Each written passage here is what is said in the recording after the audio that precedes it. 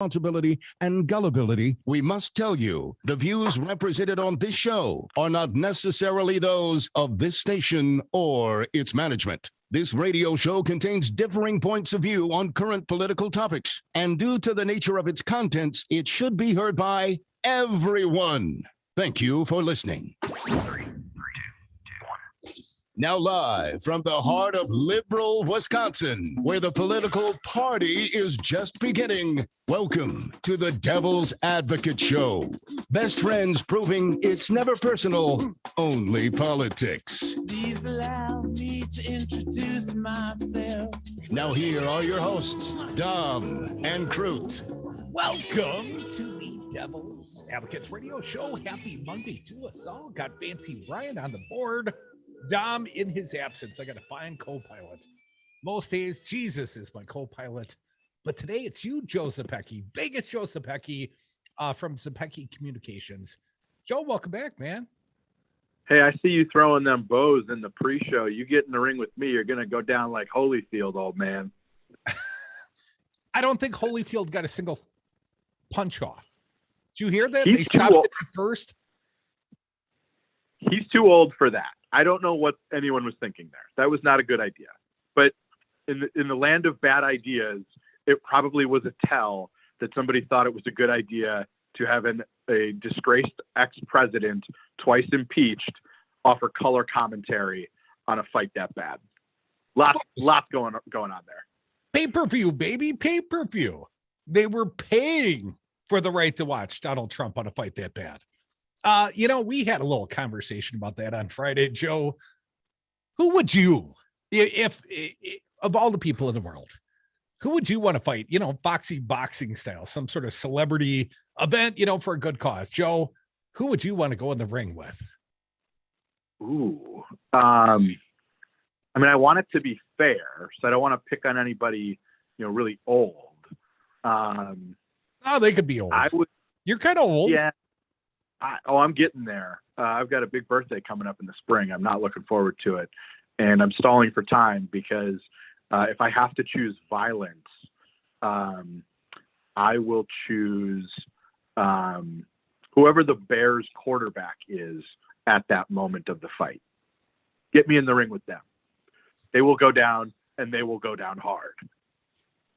Come on, man. You're wearing Packer stuff after a disgraceful opening to the season. And I'd like to point out, Green Bay Packers leading the NFC North division because every single team in the division, kind of laid an egg, but not like your team and my team did, Joe. They were awful. Still in first place.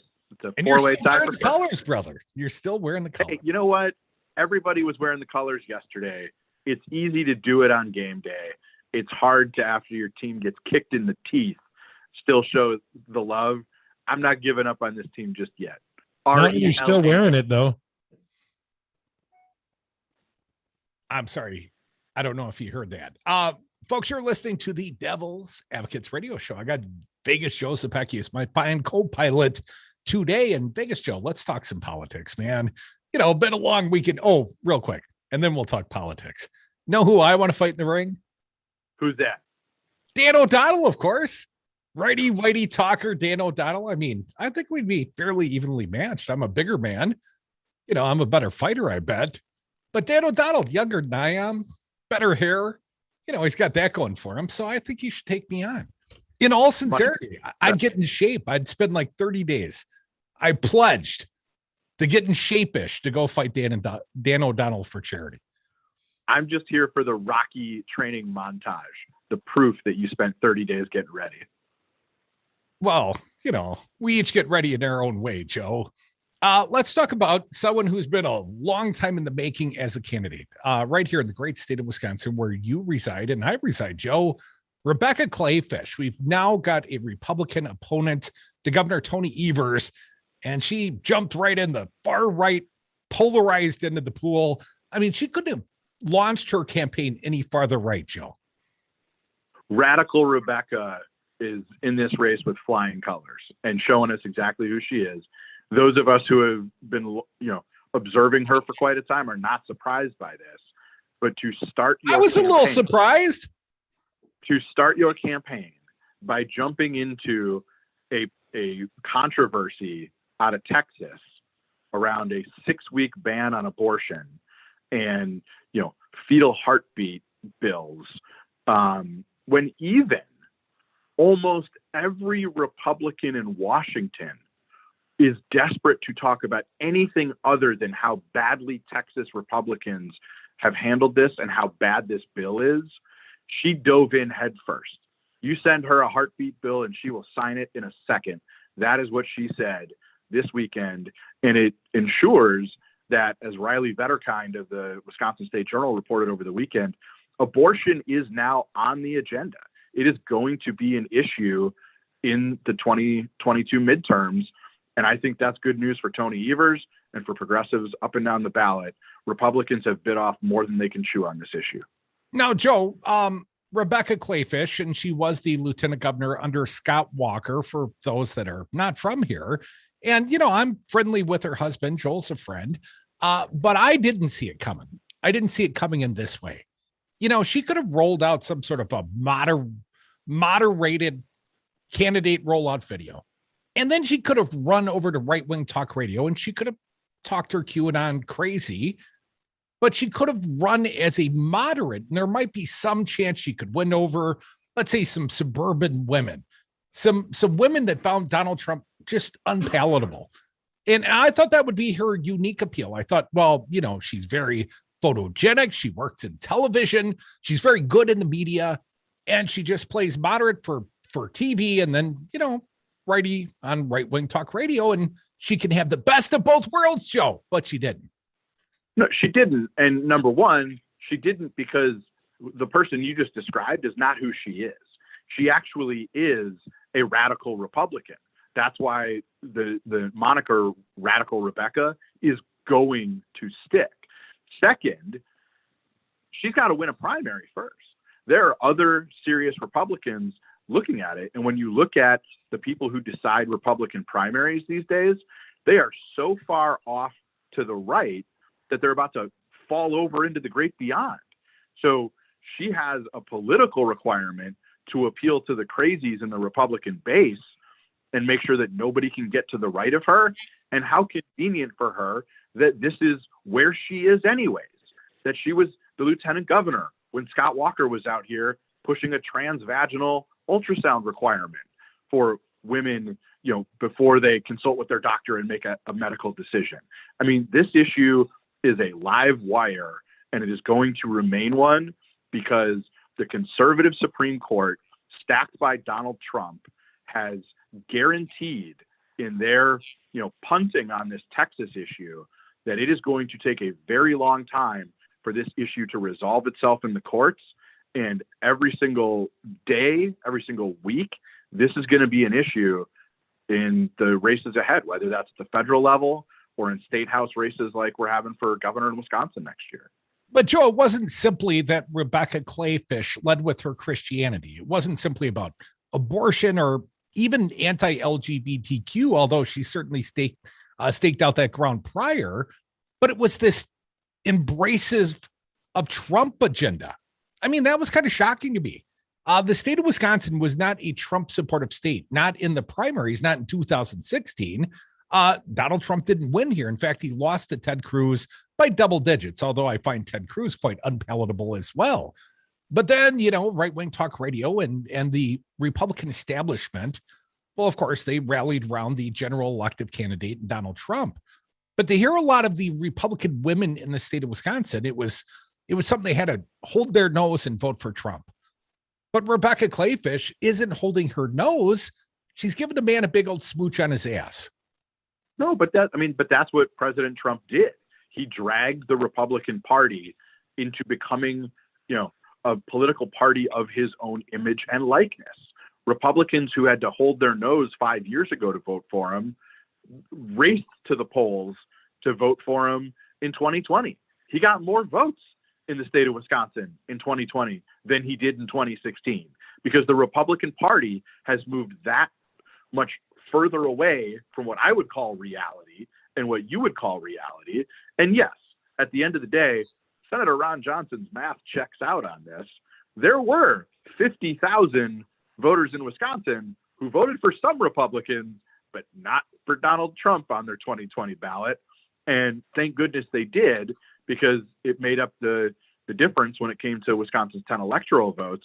But for whatever reason, Radical Rebecca doesn't understand that, or is choosing to ignore that while she focuses on getting the nomination, and is running all the way into the arms of the Trump wing of the Republican Party, which unfortunately is a bigger part of the Republican Party than it was 5 years ago. He is Vegas Joe Zepecki. He's a good friend of ours. He's filling in for my little buddy in his absence. Joe, I've known you best through gubernatorial politics here in the state of Wisconsin. I met you when you worked for the Barry Burke campaign. I know you've got a longer resume than that. You work for Obama and his campaign as well. But I look at you as a gubernatorial guy first, or at least that's how I like to see you, Joe. I would have thought, based on some of the electoral math we've talked about in regards to Tammy Baldwin, fine progressive U.S. senator, she killed it here in her reelective campaign last time through. But Tony Evers had a much closer, much narrower margin of victory over Scott Walker, and a lot of votes left on the table, and some never cast votes in that gubernatorial race, but did vote for Tammy Baldwin. And you and I both talked off air about the fact there's some room out there. There are some voters that didn't vote for Trump, and last time through, they didn't vote for Tony Evers. And I would have seen some middle ground, somewhere to be staked out, sort of a moderate Republican middle ground. I mean, hell, I've teased Tony Evers as the last moderate Republican left in the state of Wisconsin. But my point is there is room to grow. But Rebecca Clayfish, obviously running 50+1, back to Scott Walker politics. Yeah, I mean, what their theory of the case appears to be, let's run as Leah Vukmir, but better on TV, more telegenic, more experienced in front of the camera, given her background as a news reporter, or a TV talking head. She comes across better than Vukmir did. We saw what happened to Vukmir. I think that's a bad bet, and I wouldn't be making it if I was them, but that's where they're going. Are we sure she's not running for a Fox News job? They all are. That? Come back, more Devil's Advocates. My good friend, Joe Zepecki, my fine co-host today. I will do anything it takes to win. And when you're a star, they let you do it. You can do anything. Can we marry dogs? 63 Americans a day die by gun suicide. By storing our guns safely, locked, unloaded, and away from ammo, we can give our loved ones a second chance at life. Learn more at endfamilyfire.org. Brought to you by Brady and the Ad Council. 600,000 Wisconsin families are receiving checks to help take care of their kids, thanks to the expanded child tax credit passed by Joe Biden and congressional Democrats. Ron Johnson voted against these checks for Wisconsin families, despite voting for a 2017 tax break that put more money into the pockets of millionaires like himself. It's time to vote Ron Johnson out of office. MoveOn.org political action, paid for and is responsible for the content of this advertising. Poll.moveon.org, not authorized by any candidate or candidates committee. President Trump lost the election. Joe Biden won the election. Collectively, Republicans got 1.661 million votes, 51,000 more votes than Trump got. He exhausted his cases. He exhausted the court challenges. All the Republicans voted for Trump the way they voted for the assembly candidates, and he would have won. It was not rigged. It was not stolen. Donald Trump lost the election. Joe Biden won the election. It's really clear. This message was paid for by the People for People Corporation. Donate online at p4ppc.org. If doctors, nurses, and grocery store clerks can wear a mask for 10 or 12-hour shifts, you can wear a mask for an hour or less when you go to the store. Do your part. Mask up, America. Brought to you by the Ad Council. According to the Federalist Waller account being read into the congressional record by Ron Johnson, if this is just a small number of instigators and 100,000 true Trump-loving people, why did the Trumpsters stop the instigators? Why wouldn't you say, hey, they're not like us, let's stop those guys, instead of joining them in breaking into the U.S. Capitol? I really believe I'd run into, even if I didn't have a weapon. Listen to Devil's Advocates weekdays from 2 to 5 p.m.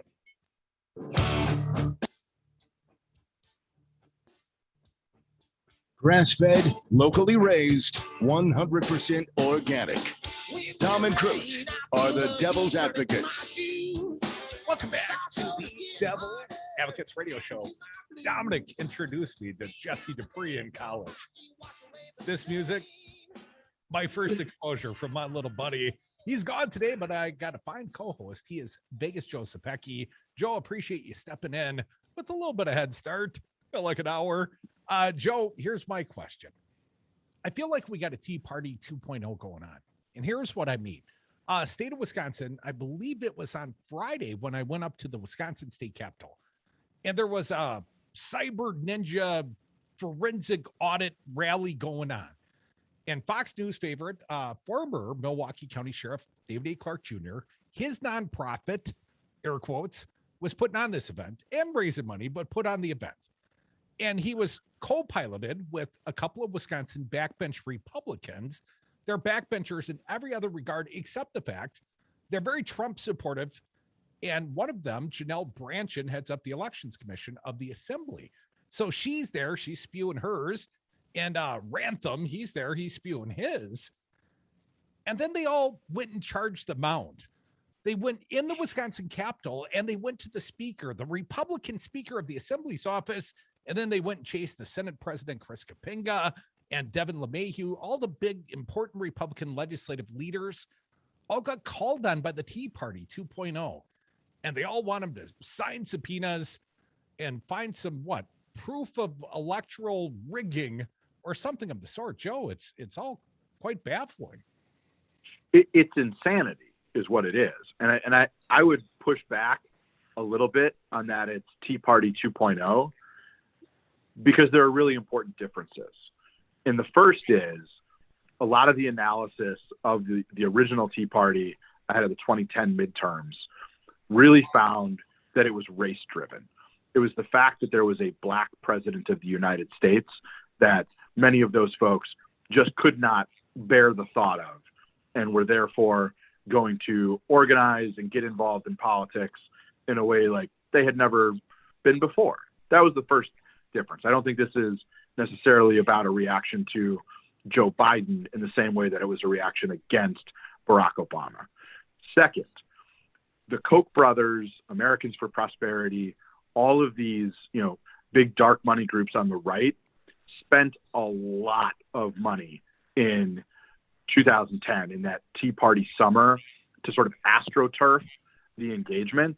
And we are not seeing that right now. I just saw over the weekend, there is not a dollar being spent on TV in this country by the typical actors on the right pushing back on the agenda Joe Biden is trying to push through Congress. So there is clearly something going on at the grassroots level on the right. But to me, it is different than just race-based. It is not being supported by deep pockets. And frankly, it is more about the institutions of our democracy and elections than it is any other actual issue, which is pretty terrifying. But my hope is that remains a very small but vocal minority of even the Republican Party. Joe, they're coming to state capitol soon. We've heard a little scuttlebutt that perhaps there could be some big event on September 18th at the U.S. Capitol.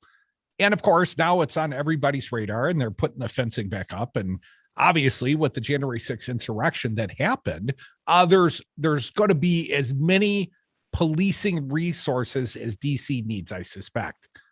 So my understanding is they're just going to take it back to state capitals. And it could be the following weekend, and it could be militia groups at state capitals like the one we have here and the one in Minnesota. Hell, they might be at Sacramento. They might be all around the nation.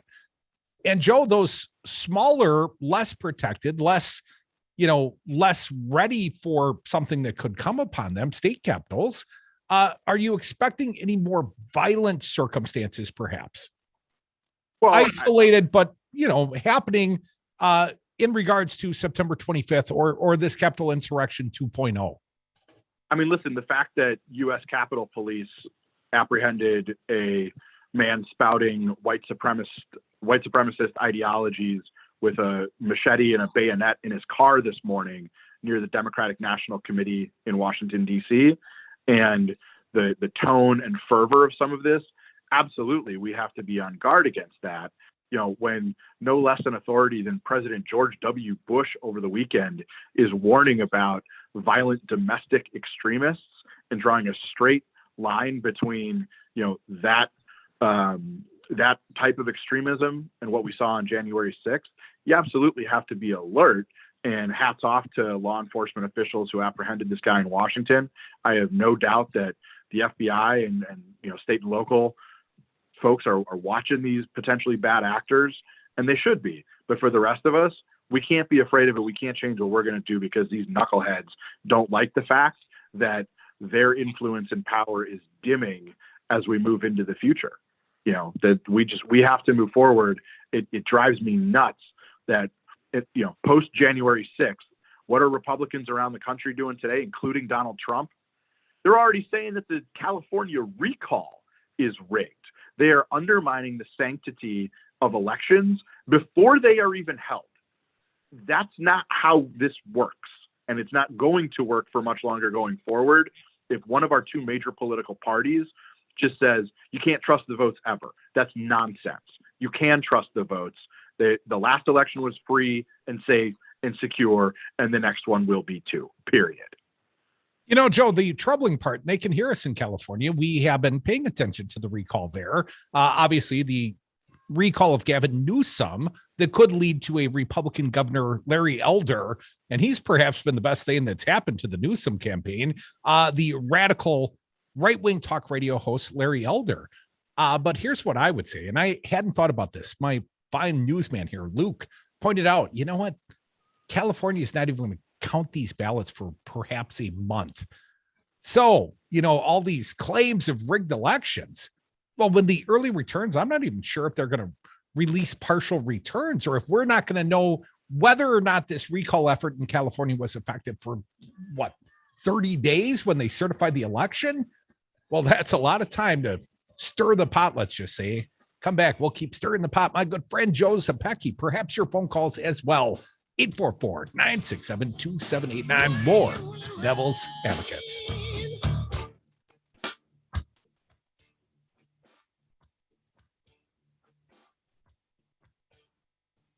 This election was rigged. This election is a total fraud.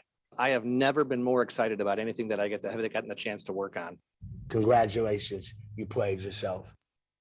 I find your lack of Devil Radio 92.7 disturbing. Do not fail me again.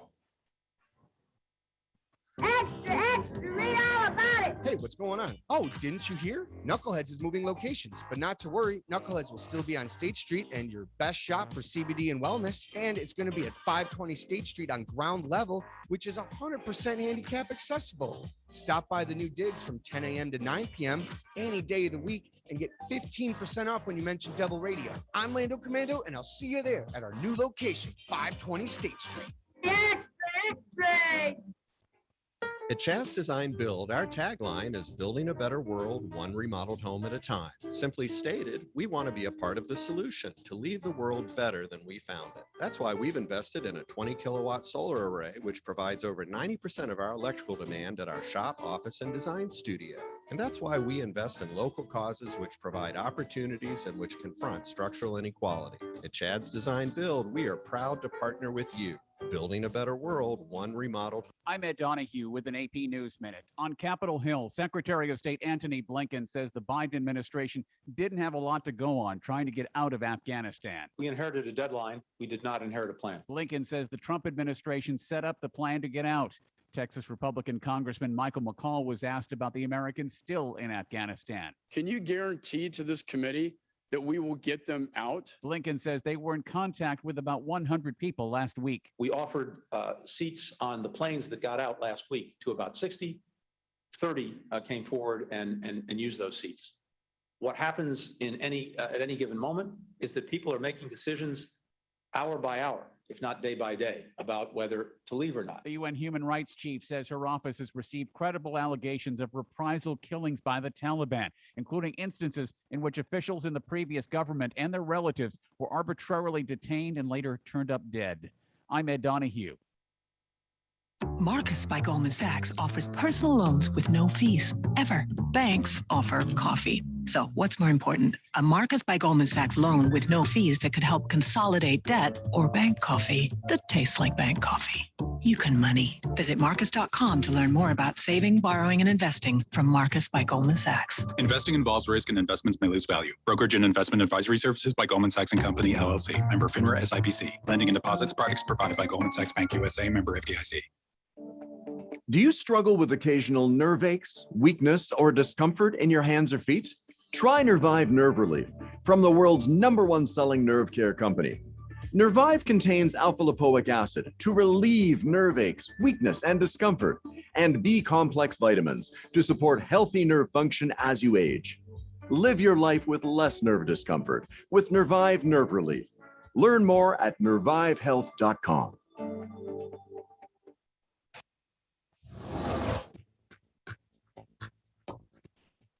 For Devil Radio 92.7 FM and WTTN 1580 AM, I'm Luke Mathers with your headlines. According to the U.S. Fish and Wildlife Service, DNA of the invasive bighead carp was detected in the Milwaukee River for the first time ever.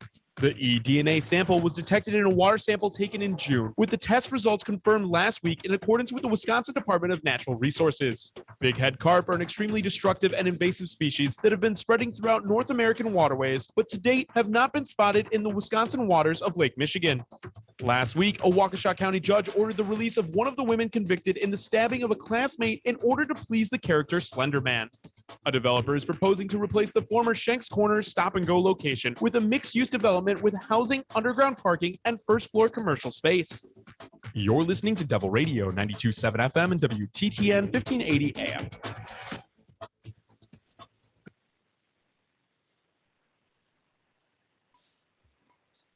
I'm only happy when it rains. I'm only happy when Grass-fed, locally raised, 100% organic. Dom and Crute are the Devil's Advocates. Welcome back to the Devil's Advocates Radio Show. Got a good friend sitting in for my little buddy Dominic. He is Joe Zepecki, Vegas Joe, as he's known around here, from Zepecki Communications, a fine Dem strategist and a friend of ours most days, and a football coach. And we'll talk about that perhaps later in the show.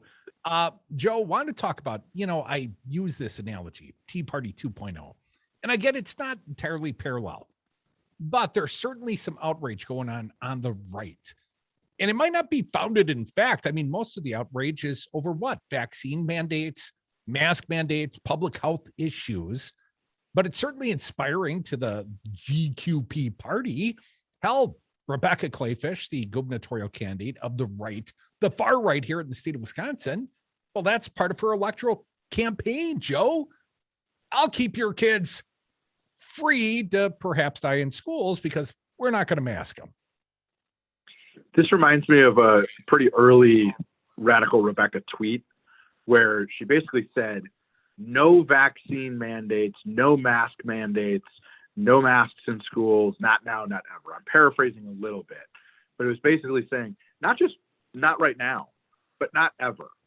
And so I posed the question on Twitter and basically said, well, what if, just like the Delta variant is a little bit different than, the first strain, what if there's a Echo variant that turns out to have a 20% mortality rate among kids? The thing about viruses like this is they mutate and they can become more dangerous. Sticking your head in the sand and saying, I don't care what the facts are on the ground. I'm not ever interested in listening to the science on this, that no mask mandates, no vaccine mandates, no masks on kids ever.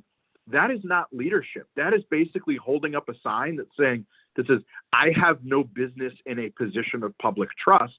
And that's what she did.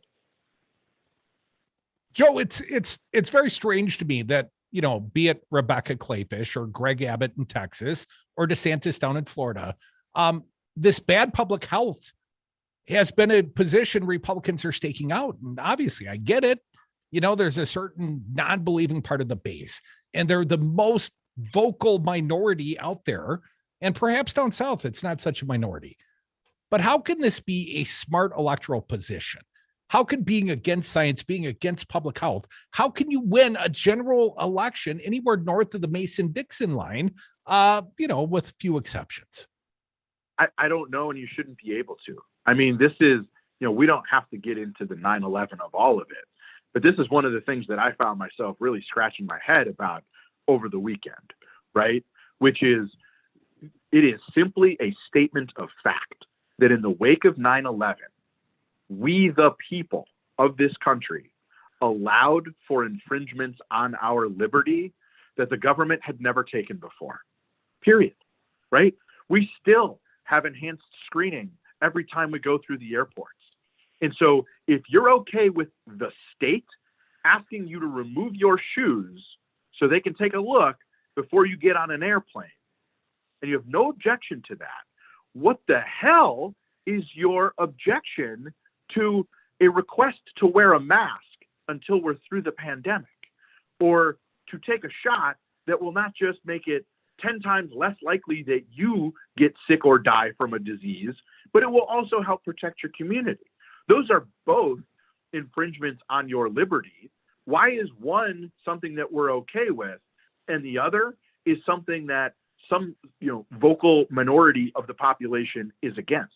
I don't understand it. My hope continues to be that it is a smaller minority than it seems, because it's just folks with loud megaphones and microphones and who are just dying to be noticed for anything. So it might as well be being wrong all the damn time. I don't know. Is there any hope there? I'm not clear. I found it quite interesting. I didn't watch it live. I'm not a big Foxy News on Sunday morning fan, but Nebraska's governor, right, went on Fox News with Chris Wallace and said, vaccine mandate's bad. And Chris Wallace threw it back in his face. And the name escapes me. I'd have to look it up. Not familiar with.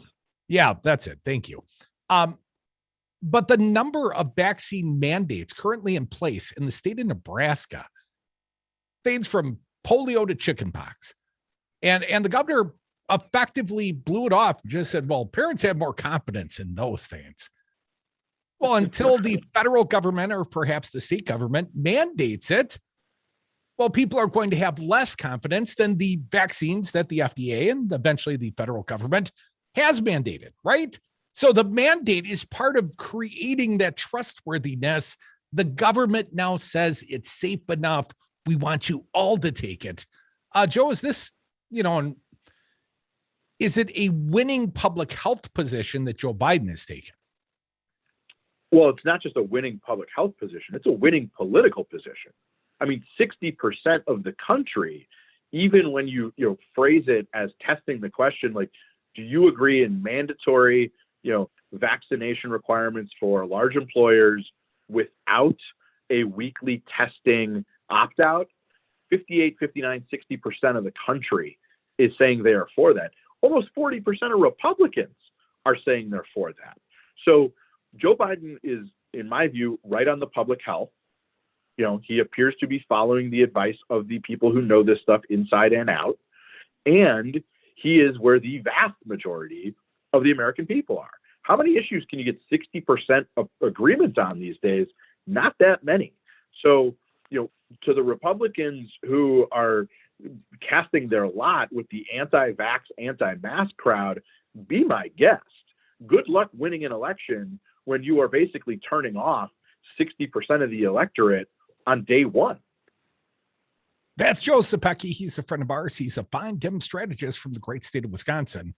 Joe, have you noted the anti-vax, anti-mask Venn diagram? If you overlaid a Venn diagram with the anti-maskers and the big lie believers, that Venn diagram is a circle, Joe, or damn near, right? So there's a lot of sort of underlying currents going on here. And my question would be is, how do we move beyond the big lie, be it the big lie about public health or the big lie about elections? I mean, Joe Biden can't mandate that people have trust in the elections when their own Republican leaders are undermining them in public constantly. They're seeking forensic audits like they are here in the state of Wisconsin. I mean, we've had multiple recounts. We know that Joe Biden won the state of Wisconsin. We've counted it 3 or 4 times. So, Joe, how do we move beyond this? And you talked about it. Trump's doing it. Elder's doing it in California in the recall. I mean, they're clearly not done with this as a what's even the point other than to stir up the masses? So here's the answer, which is tough for you and I to take, and most of your listeners. We have no role to play in this. Getting past it requires Republicans standing up and saying, enough. It takes people like Chris Christie, who last week basically said we have to call out the conspiracy theorists in our midst, and we have to be a party that is based on the facts as they exist in the real world. And you know what? I would pay to see Chris Christie stick a finger in President Trump's chest and explain that to him, but I'm not going to hold my breath, right? It's going to take Republican, leaders of good conscience to do this. And they need a little backbone. So frankly, what they need are those 50,000 Wisconsin Republicans, let's say, who, voters who voted for a Republican for Congress or a Republican for the state house, but didn't vote for Donald Trump for president, to march into the offices of people like Ron Johnson and Brian Stile and Mike Gallagher and Tom Tiffany and Fitzy, and I think I missed one. But those types of voters need to walk in and say, enough. This is not who the Republican Party can be. Knock it off. And if those 50,000 Wisconsinites did that, I think the politicians would change their tune pretty quickly. Joe Zepecki, my fine guest. Hey, Joe, indulge me, man. I'm going to play a little bit of the George W. Bush. This was from the 9/11 Remembrance at Shakesville, Pennsylvania. And Bush kind of hits it on the nose here. Let's play a little bit of the sound. Fancy Brian, going to need your help. Play cut 40, please.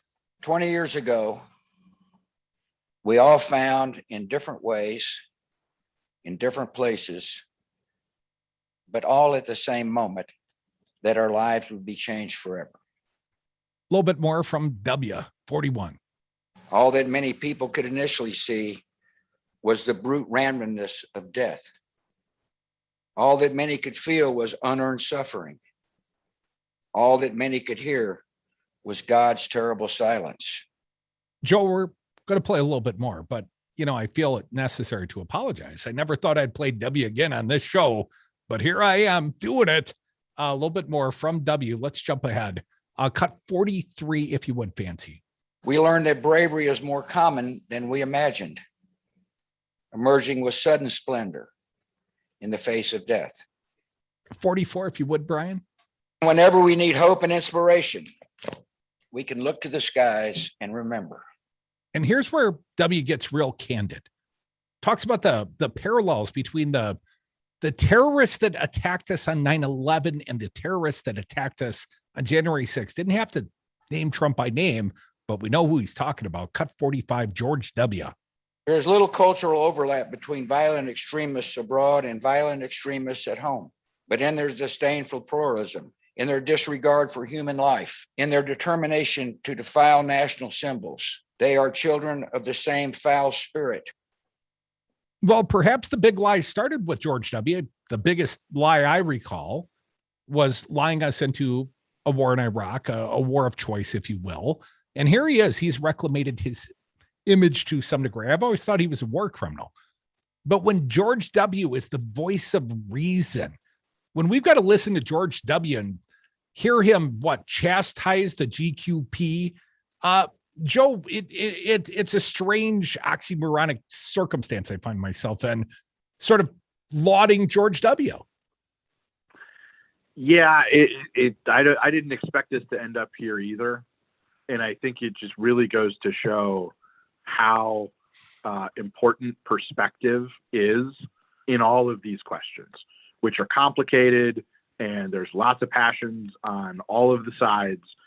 But from somebody who was there, the guy who was flying around on Air Force One on that horrible day and had to confront the weight of knowing that it was his job ultimately to get justice and to protect 300 million Americans every day that he served in that office, who carried the weight of that.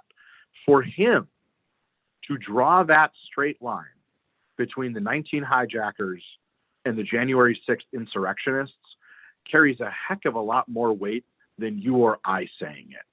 This guy, whether you agreed with him at the time, disagreed with him at the time, agree with him or disagree with him more in hindsight, he has the standing, the moral standing based on his lived experience to call this stuff out. And I appreciate the fact that he did. And we need more Republicans of good conscience to follow his example. People like Liz Cheney and Adam Kinzinger. And we need there to be Wisconsin Republicans adding their voice to this, but I'm not holding my breath. And that's really discouraging.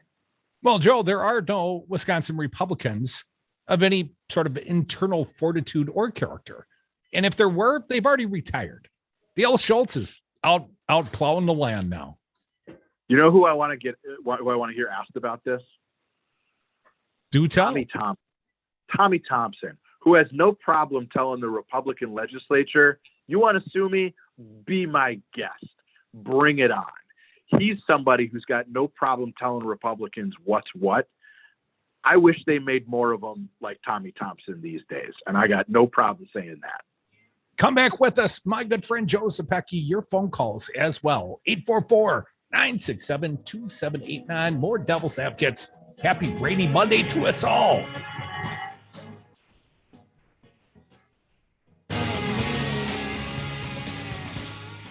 9/11 was bad. 40 Wall Street actually was the second tallest building in downtown Manhattan, and it was actually, before the World Trade Center, was the tallest.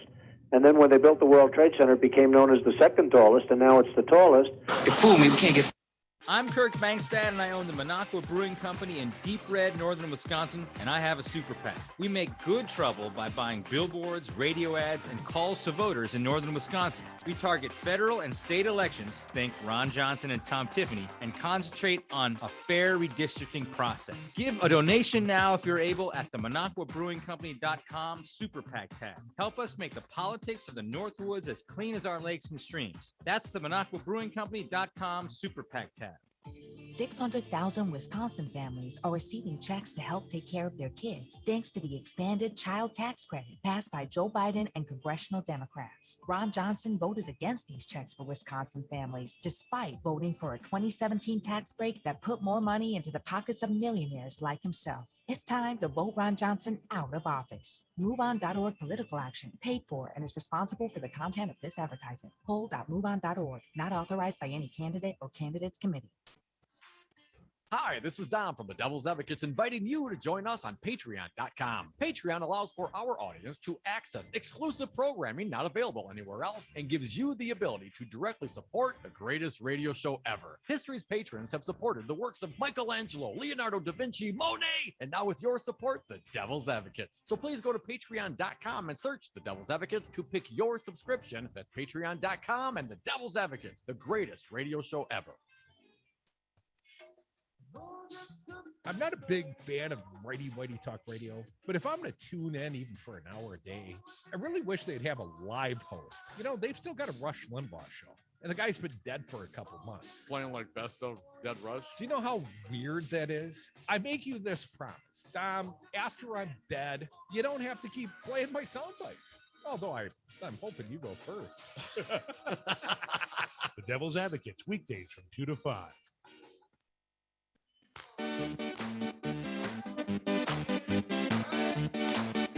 Save the $2 on tomorrow's paper. Listen to the Devil's Advocates today.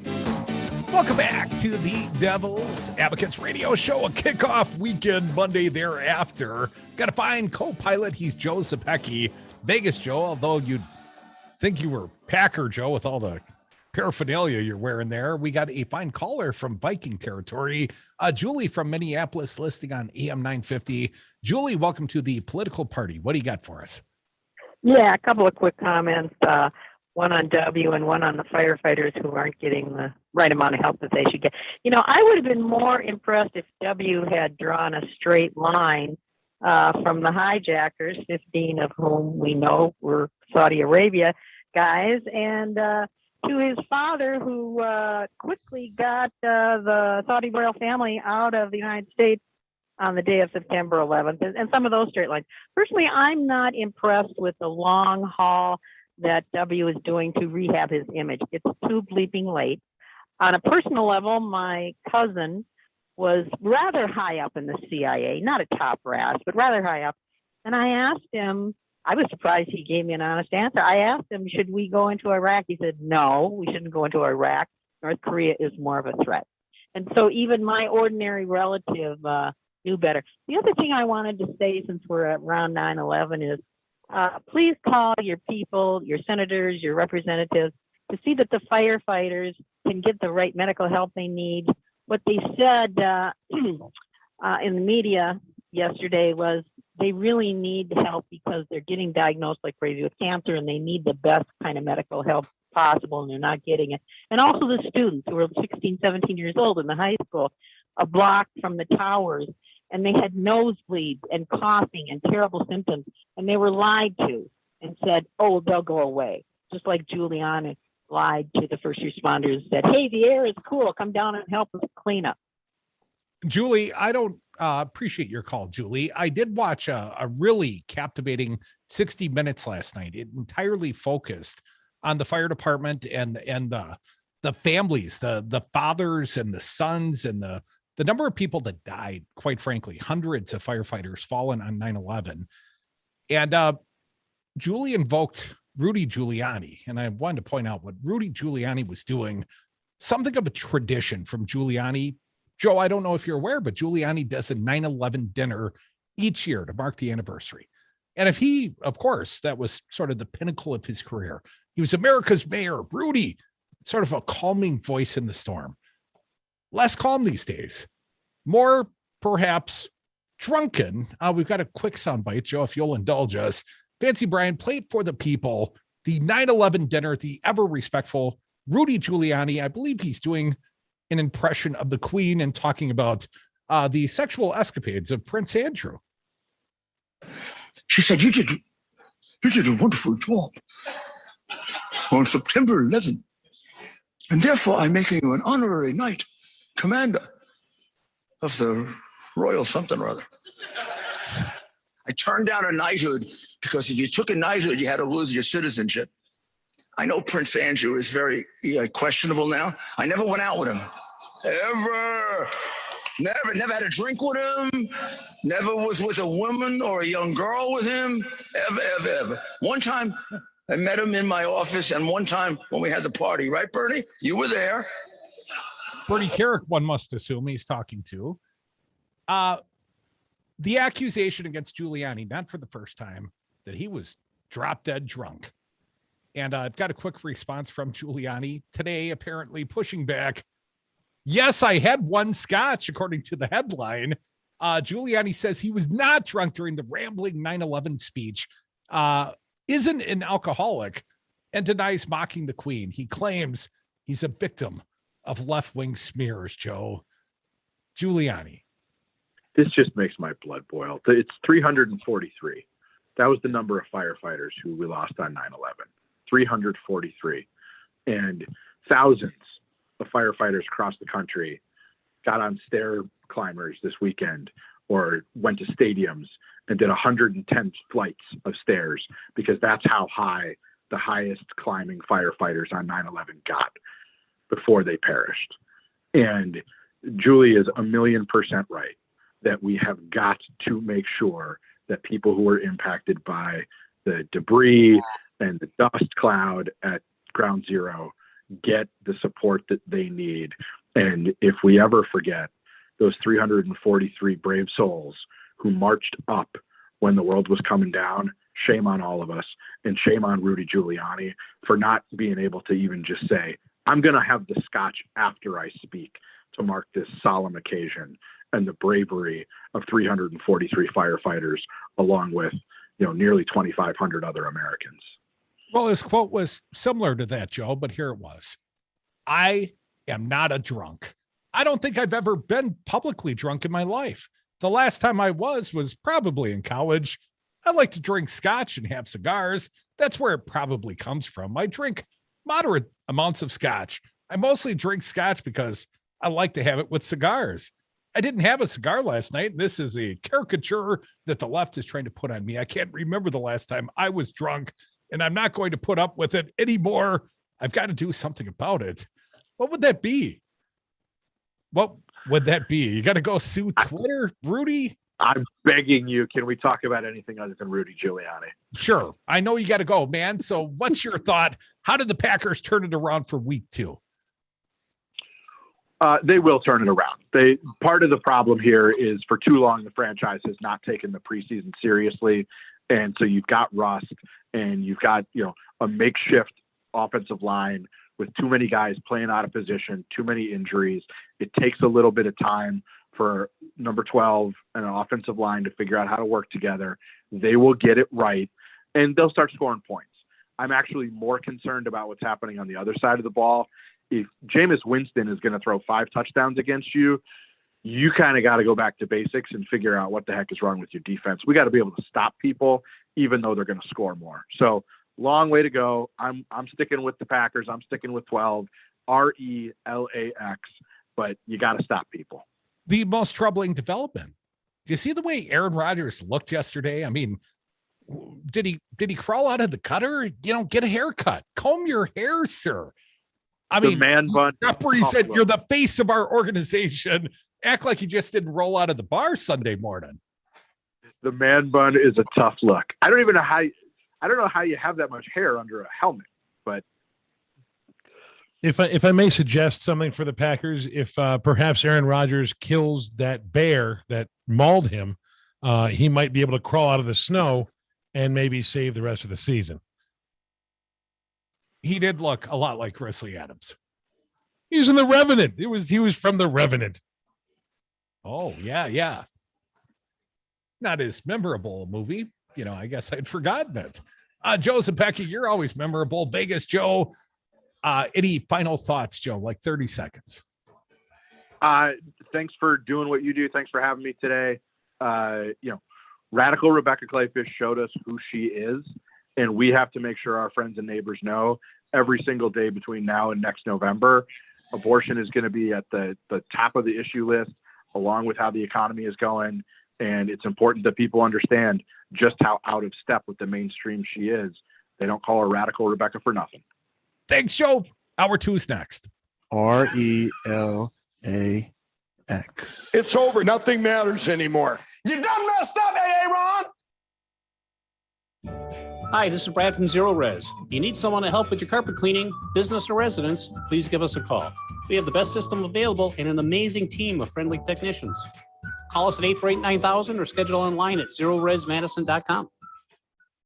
600,000 Wisconsin families are receiving checks to help take care of their kids thanks to the expanded child tax credit passed by Joe Biden and congressional Democrats. Ron Johnson voted against these checks for Wisconsin families, despite voting for a 2017 tax break that put more money into the pockets of millionaires like himself. It's time to vote Ron Johnson out of office. MoveOn.org political action, paid for and is responsible for the content of this advertisement. Poll.moveon.org, not authorized by any candidate or candidates committee.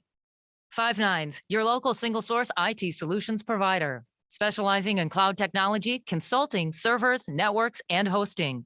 We manage your IT so you can focus on running your business. Enjoy technology. Enjoy 59s.com. You are listening to WTTN Columbus, W224EG Madison, always streaming at doubleradio927.com. AP News.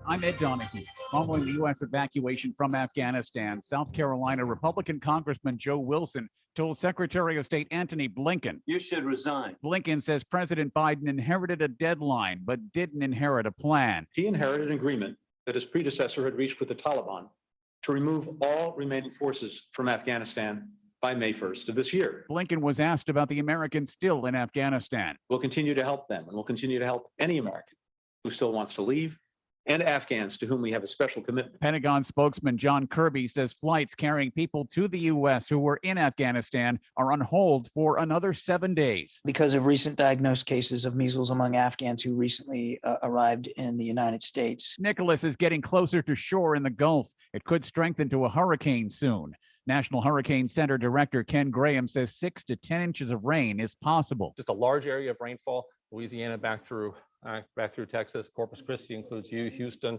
Beaumont, areas of Lake Charles, any one of these areas, even Baton Rouge, pretty close to some of these higher rainfall totals. President Biden is in Idaho to look at wildfire damage. He pointed to the link to climate change. From the Yellowstone fire to today, all's changed in a drastic way. I need not tell Robin, the National Weather Service. It's changed, and it's not going back. The president used climate change to argue for his $3.5 trillion spending plan. Florida Governor Ron DeSantis threatened local governments with $5,000 fines per violation for requiring employees to get vaccinated against the coronavirus. Oklahoma's Pardon and Parole Board is recommending the governor commute the death sentence of Julius Jones for a 1999 killing to life in prison. Strong day for the Dow. The other indexes up and down. This is AP News. Marcus by Goldman Sachs offers personal loans with no fees, ever. Banks offer coffee. So what's more important, a Marcus by Goldman Sachs loan with no fees that could help consolidate debt, or bank coffee that tastes like bank coffee? You can money. Visit Marcus.com to learn more about saving, borrowing, and investing from Marcus by Goldman Sachs. Investing involves risk and investments may lose value. Brokerage and investment advisory services by Goldman Sachs & Company, LLC. Member FINRA SIPC. Lending and deposits products provided by Goldman Sachs Bank USA. Member FDIC. Do you struggle with occasional nerve aches, weakness, or discomfort in your hands or feet? Try Nervive Nerve Relief from the world's #1 selling nerve care company. Nervive contains alpha-lipoic acid to relieve nerve aches, weakness, and discomfort, and B-complex vitamins to support healthy nerve function as you age. Live your life with less nerve discomfort with Nervive Nerve Relief. Learn more at nervivehealth.com. The Summer of Love climaxes with one last party at the Jade Monkey Lounge. Oh, yeah! Tuesday, September 21st, the Devil's Advocates broadcast live 2 to 5 Central Time. Last bash of the Summer of Love to follow. Yes! Come party with the Devils on the deck of the all-new but still funky Jade Monkey Lounge. 217 Cottage Grove Road, East Madison. Tuesday, September 21st, Devil Radio, the Jade Monkey Cocktail Lounge. Last blowout of the Summer of Love. Yes! Be there. I'll have what he's having. Chance Design Build is proud to sponsor the Summer of Love on Devil Radio. We are committed to our community to demand better for each and every person. Doing the right thing isn't necessarily easy or inexpensive, but when we take the time to listen and learn, we can build a better community. Thoughtful remodeling is a lot like building an effective, progressive coalition. It takes patience, intelligence, and love. Experience helps too. Thank you, Joe Biden, and thank you, Devil Radio. On behalf of Chad's Design Build, here's to the Summer of Love. Hey, Darcy, I just saw the perfect house and I want you to help me write an offer on it. I'd be happy to, Dom. Were you at the open house? No, I just called the sign and had the agent show it to me. I don't want to bug you. Oh, Dom, how many times have you heard me say don't call the sign? But you called the agent working for the seller, and once you see the property with that agent, I'm no longer free to write an offer on it. So you need to hire us from the beginning, help you find the right home, negotiate on your behalf, and protect your interests all the way through the process. And it shouldn't cost you a dime. Solidarity Realty. They're real, they're solid, and they're honest. Find them at solidarityrealty.com. Is your smartphone really a smartphone if it doesn't have the Devil Radio app? No, it isn't. Download the Devil Radio app in the Apple or Google Play Store and listen to the greatest radio station ever whenever you're on the go or stationary or whatever. It doesn't matter. The Devil Radio app, streaming 24/7. Greetings, everyone. This is Nate Tim inviting you to my show, Lay of the Land, about life and politics in rural Wisconsin. Join me every Thursday at 7 p.m. for ideas, guests, and conversation on Devil Radio.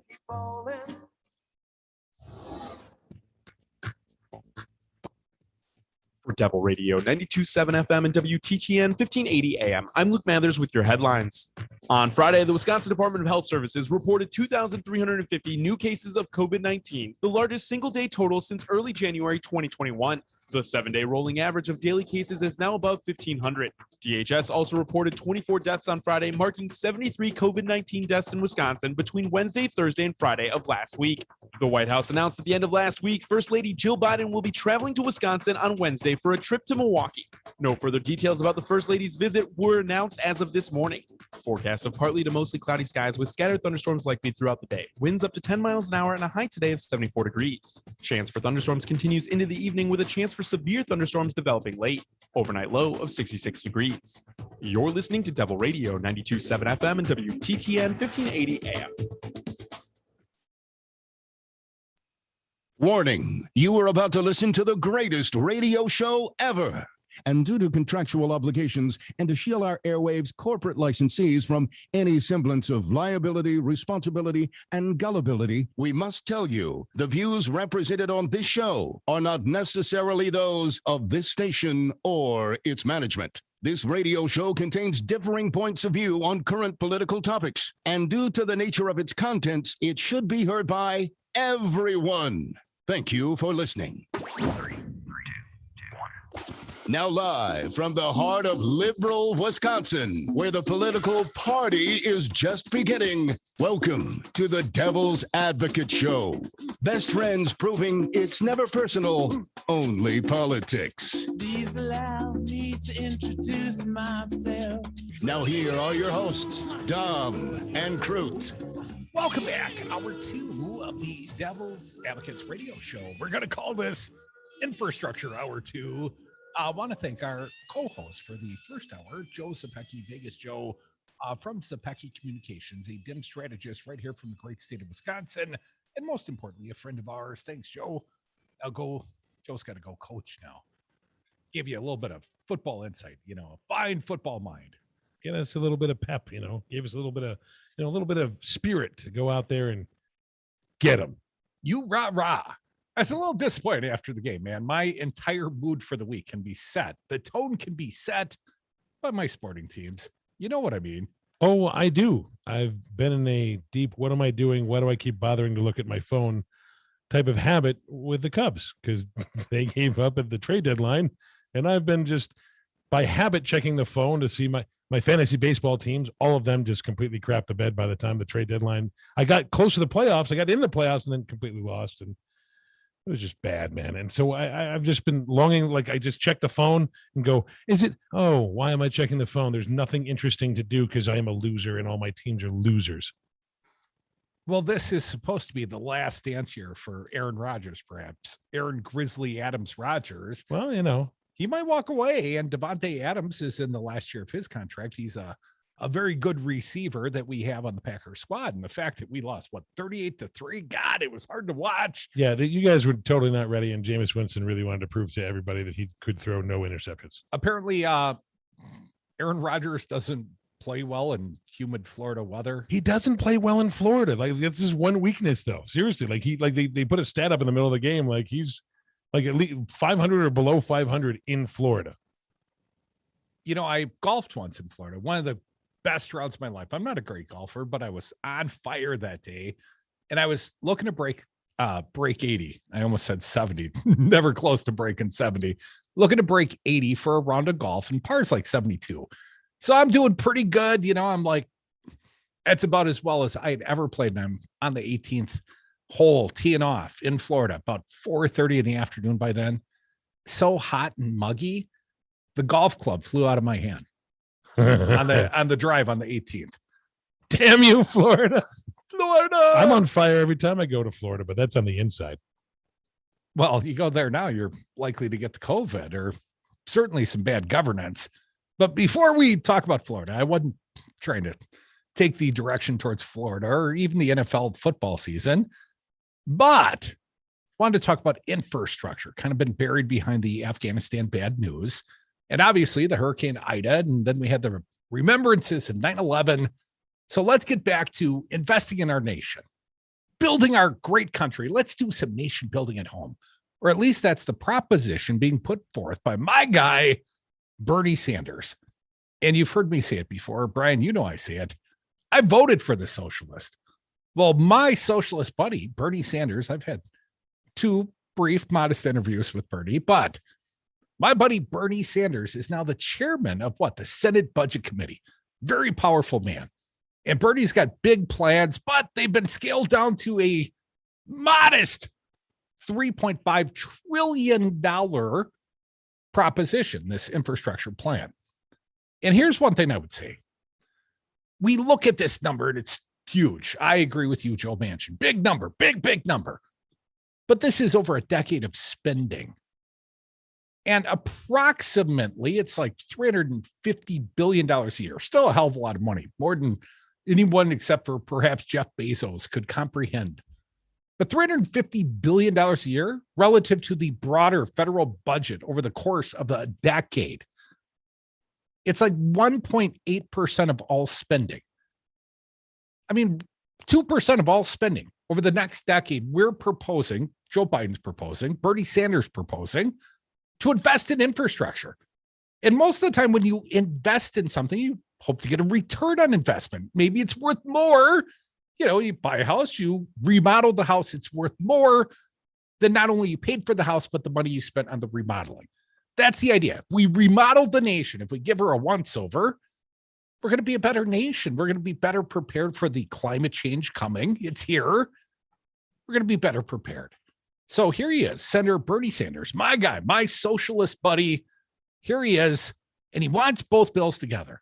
And I've never faltered on this point, Fancy Brian. You don't get two bites of the apple. I'm sorry, Bernie, we're not getting two bills. We either get one enormous bill or we get one compromise bill, but you're not going to get two big bills. Sorry to break it to you, Senator Sanders. Here he is, Bernie, my guy, 20.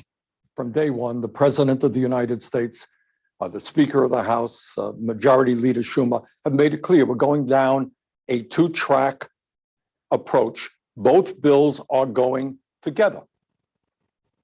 Well, that seemingly is the Democrats' plan, but, you know, we got some problems with this plan. But Bernie says we can and we must do both. Cut 21, please.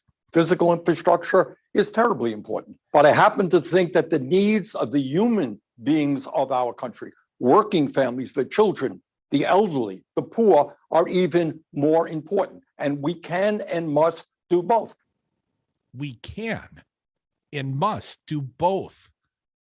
And what would we anticipate spending over the next decade on our military budget? Something approaching $8 trillion? $8 trillion. But 3.5 trillion is too enormous for the. I'm sorry, Fancy. I was just going to say, but that $8 trillion is to go and help build other nations. Well, mostly to their blow up other nations. Well, but then replace it with infrastructure that we blow up again later. Works out well for the military industrial complex. A little more from Bernie Sanders. Bernie thinks we can get it done. Cut 22, please. I think we can do all of this. We can do the physical infrastructure. We can do the reconciliation bill, create millions of good jobs, and finally tell the American people that we are going to stand up for working families. That would be a great realization of an aspirational goal. And the electorate, I think, voted for the Democrats, voted for Joe Biden because they wanted delivery of really big goals. They wanted an improvement of the nation. And my greatest fear, and I fear this for Bernie, I fear this for my kids and my grandkids, my greatest fear for this nation, if we don't take a big step now, if the Democrats cannot deliver, then why the hell do the American public think they ever need to elect another Democrat? You know, Republicans, they're god awful. We think, we that pay attention. But to the, you know, the less plugged in part of the electorate, they don't see all the bad. They don't watch the daily hypocrisy of the Republicans. But what they notice when Republicans get power, they weld power. They use that power. They move the dial. And Democrats better start moving the dial. And we're talking to you, Joe Manchin, although Bernie, my boy Bernie Sanders, says it ain't me versus Joe Manchin. Well, maybe. Cut 23. This is not Joe Manchin versus Bernie Sanders. I would surmise that over 90% of Democrats, over 40 Democrats in the Senate, would prefer to spend what I propose, $6 trillion, because they understand the needs facing working families. $6 trillion over a decade, about $600 billion a year in infrastructure investment. You know, there's a good case to be made, Bernie. And I think if people understood the math, and of course people can't comprehend the math of 3.5 trillion or 6 trillion. Hell, I can't stack that many dollar bills. I will never see that many in my entire lifetime. But relative to the GDP times 10, relative to the federal budget times 10, hell, relative to the military budget times 10, these numbers ain't so big. Well, that brings us to the other guy, Joe Manchin, he's also out there on the Sunday shows. My understanding is, Fancy Brian, Joe Manchin was on the CNN and he was asked some tough questions. Let's play some of the Joe Manchin sound while there's time. Let's get started. Cut number 30, please. Why would you hold something that's as needed as this, as far as the hard infrastructure, that's been basically neglected for 30 years, and just sit back and say, well, we can't do that? So Joe Manchin wonders why Nancy Pelosi just won't pass their compromise bill, the $1.5 trillion bill. Because according to Bernie Sanders, according to a hell of a lot of Democrats, Joe, it ain't enough. It's not a big enough investment. It's always been a two-track plan. So why are you holding it hostage? Because you won't get a second bite at the apple. Now, I never conceived that Democrats are going to pull this off, but certainly not with Joe Manchin in the way. Here's more of the senator from West Virginia. He's been clear. Cut 31. I've been very clear, I think, and I think a strategic pause is necessary right now. We have the unknown, and the unknown is everything you've been talking about. COVID, what's going to happen with COVID, what it'll do to the economy. No one's talking about inflation or debt, and we should have that as part of the discussion. No one's talking about inflation or debt. Well, you know, people are talking about investing in the nation, rebuilding the infrastructure. And you're very insistent that we pass the bill that you're down for. You know, that one needs some urgency, but this other bigger, grander bill needs a strategic pause, at least according to Senator Joe Manchin. Let's get at least one more in this segment, Fancy Brian. He claims there's no emergency. It's not there. Cut 32. The unknown is there, and we don't know what that's going to partake. What we do know is that basically the need for this, the emergency to do something in the next week, is not there. He feels no urgency, doesn't notice the West Coast burning, doesn't notice the flooding happening on the East Coast. I mean, hell, even who was it? Was it John Oliver over the weekend? Maybe it was Bill Maher. Watched a couple of the HBO shows. They talked about the drought conditions in the entire American West, the fires going on, and then, of course, you got rampant flooding going on in the East currently. Well, how about a pipeline? And instead of a shale oil pipeline from northern Canada down through Wisconsin, through Minnesota, down to New Orleans, so they can efficiently process more petrochemicals that will continue to heat the earth, maybe we should start investing in the infrastructure of water pipelines. This will be the great need of our nation going forward. Contrary to your thoughts, Joe, there might be an emergency. Come back, join us on the phones, 844-967-2789. More Devil's Advocates. You have a builder as your president. Do I look like a socialist? Look at my. Mike, that's a very good question. If you came across someone struggling with hunger, how would you recognize them? By their clothes, their age, the way they speak. Hunger can be hard to recognize. Learn why at IamHungerInAmerica.org. Brought to you by Feeding America, 200 Food Banks Strong, and the Ad Council. President Trump lost the election. Joe Biden won the election. Collectively, Republicans got 1.661 million votes, 51,000 more votes than Trump got. He exhausted his cases. He exhausted the court challenges. All the Republicans voted for Trump the way they voted for the assembly candidates. He would have won. It was not rigged. It was not stolen. Donald Trump lost the election. Joe Biden won the election. It's really clear. This message was paid for by the People for People Corporation. Donate online at p4ppc.org.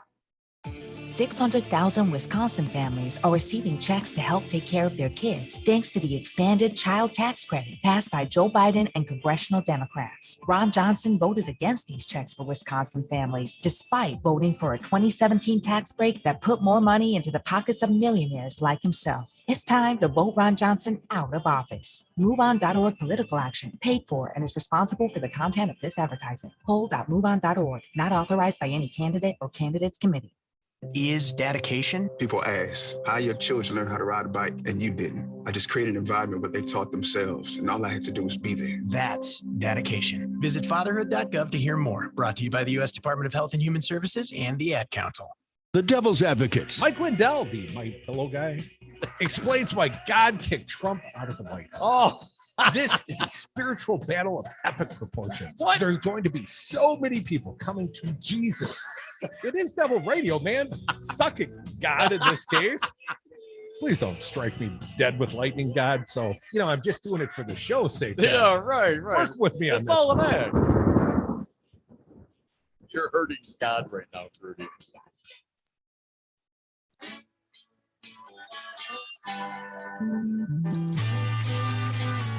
The Devil's Advocates, radio for the 99%.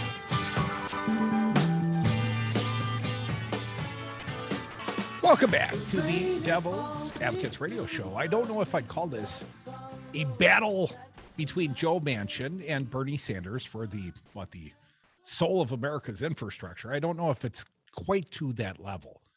But Joe Manchin certainly getting an earful from AOC, Alexandria Ocasio-Cortez. And I've got a little bit of coverage on that from the Business Insider. Democratic Senator Joe Manchin said he absolutely does not have weekly meetings with Exxon and slammed Democratic Rep Alexandria Ocasio-Cortez after she said he was beholden to big energy companies. Last week, AOC criticized Manchin for urging Democrats to slow down the passage of a $3.5 trillion social spending bill. Manchin has, this according to AOC, Manchin has weekly huddles with Exxon and is one of the many senators who gives lobbyists their pen to write the so-called bipartisan fossil fuel bills, AOC said in a tweet. It's killing people, our people. At least 12 last night, sick of this bipartisan corruption that masquerades as clear-eyed moderation. On Sunday, Manchin told CNN's Dana Bash, it's absolutely not true that he's having weekly meetings with big energy companies. No more than bi-weekly. Here is actually specifically what he said. I keep my door open for everybody. That's totally false, Manchin told Bash. Those type of superlatives, it's just awful. Continue to divide and divide and divide. He added, I don't know that young lady that well. I really don't. I met her one time, I think, between her sets here, but that's it. So we have not had any conversations. She's just speculating and saying things because she wants to. Bash said that other Democrats have also said Manchin is opposing the bill because he's bought and paid for by corporate sponsors. Last week, in an interview with MSNBC, Democratic Rep. Katie Porter also questioned if Manchin was more concerned about his corporate donors than investing in American families. I also wondered, Rep. Porter. Manchin said he opposed the bill because it makes no sense at all. You're entitled to your own facts. I mean, your own opinions. You're just not entitled to create your own facts to support it. And that's exactly what they're doing, according to Joe Manchin. They being AOC and apparently Katie Porter and maybe Bernie Sanders. Well, AOC, never one to let a sleeping dog lie. She apparently is fired back at Joe Manchin. Didn't like the fact that he referred to her as a young lady. And I'm occasionally guilty of this. I call lots of people young lady. That's not an age definer. I'm young at heart. I call everybody young lady or young man. And it's totally I just do that. It has nothing to do with age whatsoever. In fact, the older you are, the more likely I am to say young man or young lady. Well, here's a point that AOC would make. Rep. Alexandria Ocasio-Cortez, Democrat from New York, on Sunday fired back at Joe Manchin after the centrist senator referred to her as a young lady while responding to criticism from the congresswoman. Here is what she tweeted. She's pretty good at that tweeting stuff, but here's what she tweeted. In Washington, I usually know my questions of power are getting somewhere when the powerful stop referring to me as a congresswoman and start referring to me as a young lady instead, she tweeted. Imagine if every time someone referred to someone as a young lady, they were responded to by being addressed with their age and gender, she continued. They'd be pretty upset if one responded with the old man, right? Why this is kind of weird. Patronizing behavior is so accepted is beyond me. Ocasio-Cortez comments come after Manchin made remarks about the congresswoman during an appearance on CNN State of the Union when he discussed recent accusations from the House lawmaker that the senator huddles weekly with personnel from ExxonMobil. Again, I think he huddles, maybe just not weekly. Now, do we have this on, Brian? Is that what you're trying to tell me? Oh no, just responding to the trollers on the text line at 844. Not only the trolls, I just respond to anybody who texts. I 967 try and respond to you to say hello. You know, the good news is the call line, the text line, it's the same. Only got to remember one phone number. Again, 844-96-PARTY. You do the math. Work it out. Party. That's 866. Oh, what is it? 844-967-2789. Now I got to look. Confuse myself. Damn it. I blame George. A little bit more. Manchin, of course, denied those allegations from AOC that he had the weekly meetings with personnel from ExxonMobil. Again, my assertion would be, Brian, probably no more than bi-weekly. But he said they're totally false and that such comments continue to divide. And we talked about the fact, he said, I don't know that young lady, just met her once. The tense exchange marks the latest back and forth in recent weeks between the two who represent opposite flanks of the Democratic Party. As Manchin has repeatedly bucked others in his party over the proposed $3.5 trillion price tag associated with the Democrats' forthcoming social spending bill. Democrats are working to pass the package, which would advance key parts of the Biden economic agenda using a process called reconciliation. We know about that. You know, you don't need any Republicans, but you need every single one of the Democrats. However, a little bit more from thehill.com. The party has had trouble uniting on a path forward as the tensions run high between different factions amid spending negotiations. Some moderates say the package should be smaller, while a number of progressives have said the opposite. Manchin has emerged as the target for progressives over his opposition to the $3.5 trillion price tag. I got to admit, Joe, it's even hard for me to say, as well as his comments calling on Democrats to hit the pause on reconciliation efforts as leaders work to quickly craft and advance the package. During his interview on Sunday, Manchin pushed back against the criticism from his colleagues that he was bought and paid for by corporate donors. I'm opposed to it because it makes no sense at all. And again, he said, you know, you're entitled to your own facts. I mean, your own opinions. You're just not entitled to create your own facts to support it. And that's exactly what you're doing, claims Joe Manchin. Well, I don't think it's so far from wrong, Joe. You know, if you don't want the reputation of being a corporatist shill, then I would strongly suggest, Senator, stop being a corporatist shill. Come back with us. Call us on the phone or text us on the same 844-967-2789. More Devil's Advocates. We keep rolling.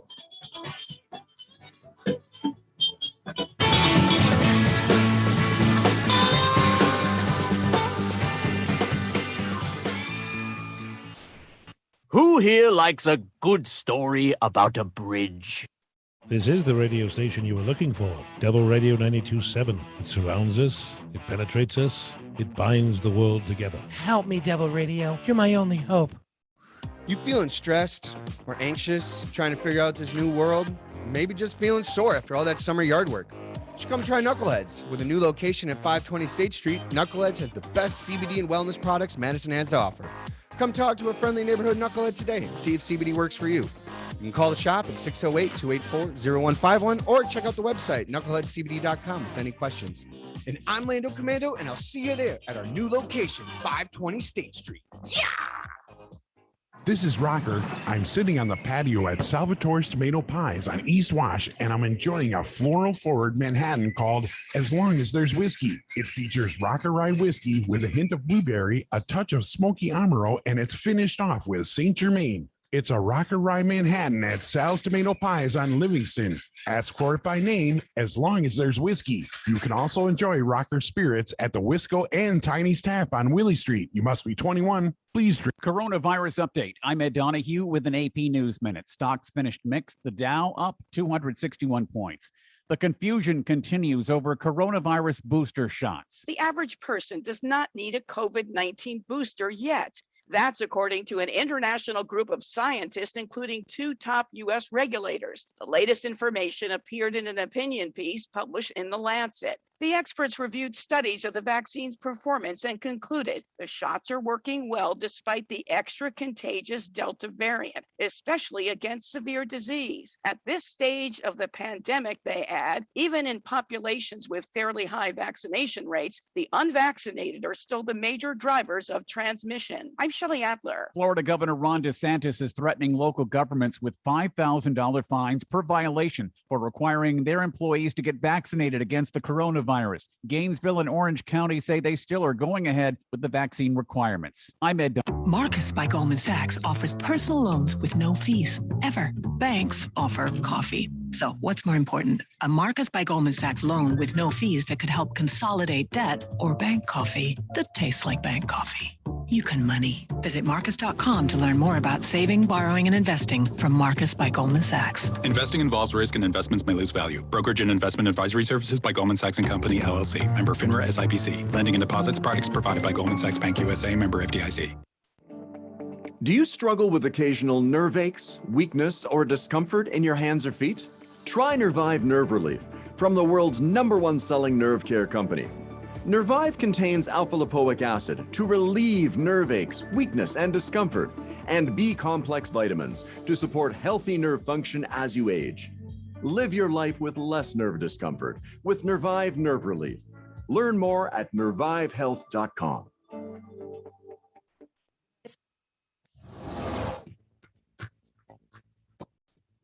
For Devil Radio 92.7 FM and WTTN 1580 AM, I'm Luke Mathers with your headlines.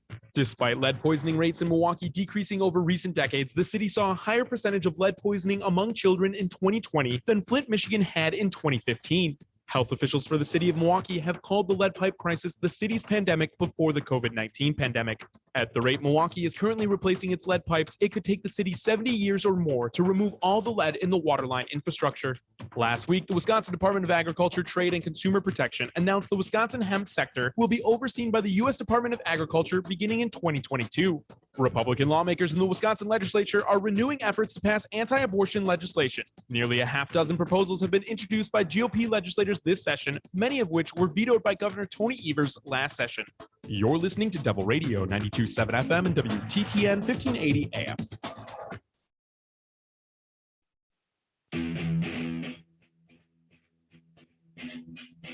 The Devil's Advocates, making radio great again.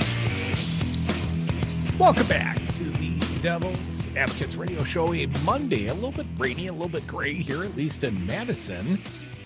You can update the weather in your hometown if you want to, but you got to join us on the phones.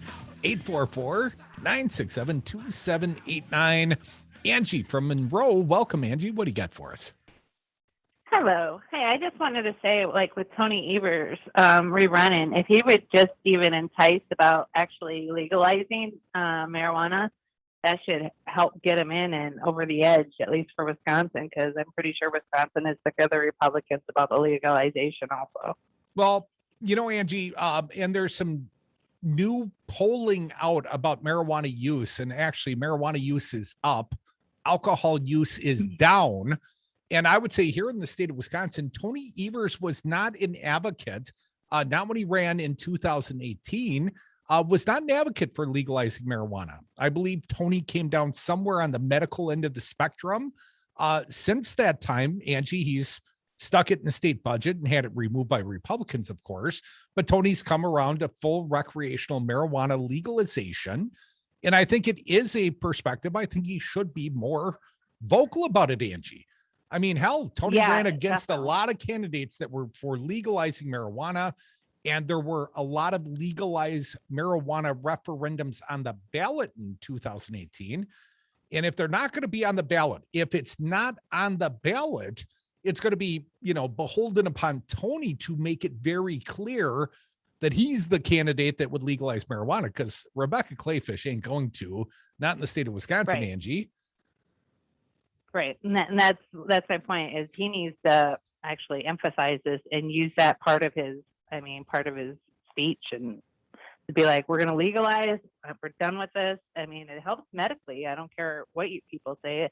I personally actually take a lot less prescriptions, and I smoke more weed, but it helps the pain, and and that's just me, and that doesn't even count the ones that need it even more than I do. Well, Angie, and I suspect you're a lefty because you're listening to the finest radio show ever. But you know what? Republicans know.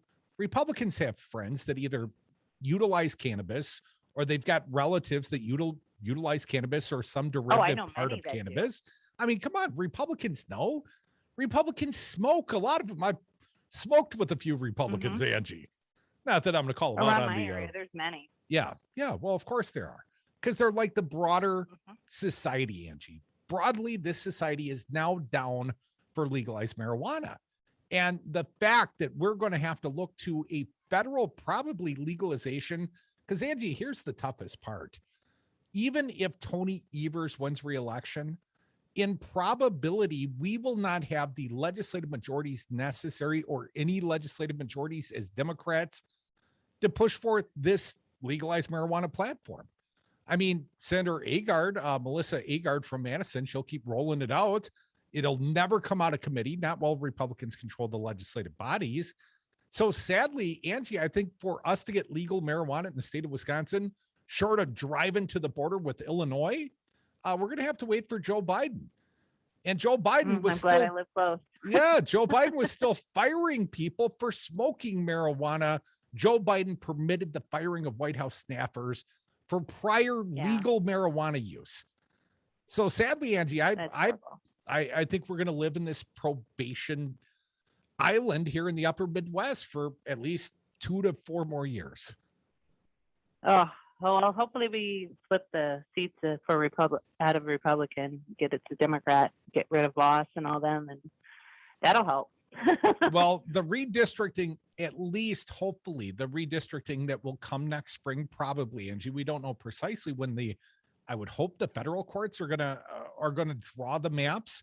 But Angie, with fairer maps, there's at least a fighting chance in a wave election. Wave election, whenever you see a big wave of, let's say, Democratic support, the Democrats should win back control of the legislative body in a wave election. And for the last 10 years, there was a 0% chance that could happen, Angie, with new legislative boundaries. I mean, I heard rumors. I went to a Democratic picnic, and I don't know where these rumors came from, but let me share one sort of out of school with you in the audience, Angie. The Speaker of the Assembly here in the state of Wisconsin has a lot of control over the first drawing of the map, the rough draft, if you will. And I haven't seen any evidence to support this, Angie, but I heard the rumor. The Speaker of the Assembly is so frustrated with a couple of Republicans, he's going to redistrict them out of their own districts purposefully because they crossed the man. And specifically, the rumor is it's Janelle Brandtjen, again, the Republican backbencher that heads up this election committee, that allowed her people to go charge the speaker's office on Friday. And the co-sponsor of the bill, Rantham, who was also at the big insurrectionist rally on Friday. Wow, that's a good rumor. I hope it's true. I hope it's true. Well, I think. Oh, me too. Wouldn't that be nice? We can help them pack and get the heck out. From your lips to God's ears, Angie, appreciate your call and thank you for listening. Be like Angie. Call the Devil's Advocates Radio Show. Your opinions are always appreciated here at 844-967-2789. Here is the narrative. I've been hearing it. And I want to share at least a little rewrite of an op-ed piece. Sky Palma over at the Raw Story. Fancy Brian knows that's one of my favorite sources. Raw Story. Tell me about this. I've never heard of it before. Well, the Raw Story is like other news organizations, but they take fine journalism and they break it down in digestible, Cliff Notes versions. And then I see if the original source material is good enough to go to. But in this case, you get the Cliff Notes, the Raw Story version. It's the gateway. Media's narrative of Biden's cruel summer is divorced from reality. Again, the rewrite of a op-ed. Writing in the Daily Beast this Monday, columnist David Rothkopf and Bernard Schwartz want you to disregard media reports of President Joe Biden's cruel summer. According to them, the president is achieving big things When Biden took office, he inherited a global pandemic and an ongoing economic crisis, coupled with the intensity of a divided country, exacerbated by 4 years of Donald Trump in the White House. Pardon me, Rothkopf and Schwartz, right. But just 8 months after Biden took power, he and his team have engineered, let me say that again because it's Monday and my mouth's stuck, engineered transformational progress on many fronts. Where there had been no plan to administer vaccine, today over 200 million Americans have received at least one shot, and the vaccines are available to every American free of charge and are now required of federal workers as part of a sweeping effort to contain the spread of the virus. Here they write, our vaccine diplomacy efforts lead the world with commitments to share 600 million doses to countries in need worldwide. Biden's $1.9 trillion American Rescue Plan has cut the child poverty rate in half. More jobs, 4.1 million, were created in the first 6 months of his administration than in the 12 years of the Trump and Bush administrations combined. The U.S. economy grew at an extraordinary annualized rate of 6.5% during the second quarter of the year. Biden implemented scores of executive orders undoing Trump administration policies that damaged the environment, put our security at risk, or violated the rights of Americans. You know, the normal course of action of most Trump executive orders. A little bit more here. Biden brought combating climate change to the forefront, the columnists say, and we're also improving relations with key allies, relationships that were damaged during the Trump tenure. Biden has appointed new judges at a faster rate than his predecessors. He has appointed the most diverse cabinet in American history, as well as the most diverse set of judges. And then there's the 20-year war in Afghanistan, which Biden brought to an end, something neither of his three predecessors had the courage to do, even as the cost of that war compounded daily, they write. Despite these accomplishments, Rothkopf and Schwartz say that the media is unfairly painting a narrative of Biden's presidency that is divorced from reality, which will make it much more difficult for him to advance his investment agenda, that Bernie Sanders is currently the key advocate for, which has been sent to Congress. Political opponents who attack Biden recognize this, and their motives are clear. Perhaps the journalists and commentators taking the same line think overstating criticisms or conveniently forgetting about real achievements to make for this more dramatic headlines is good business. Well, I'm not sure, but the narrative this summer has certainly been anti-Biden.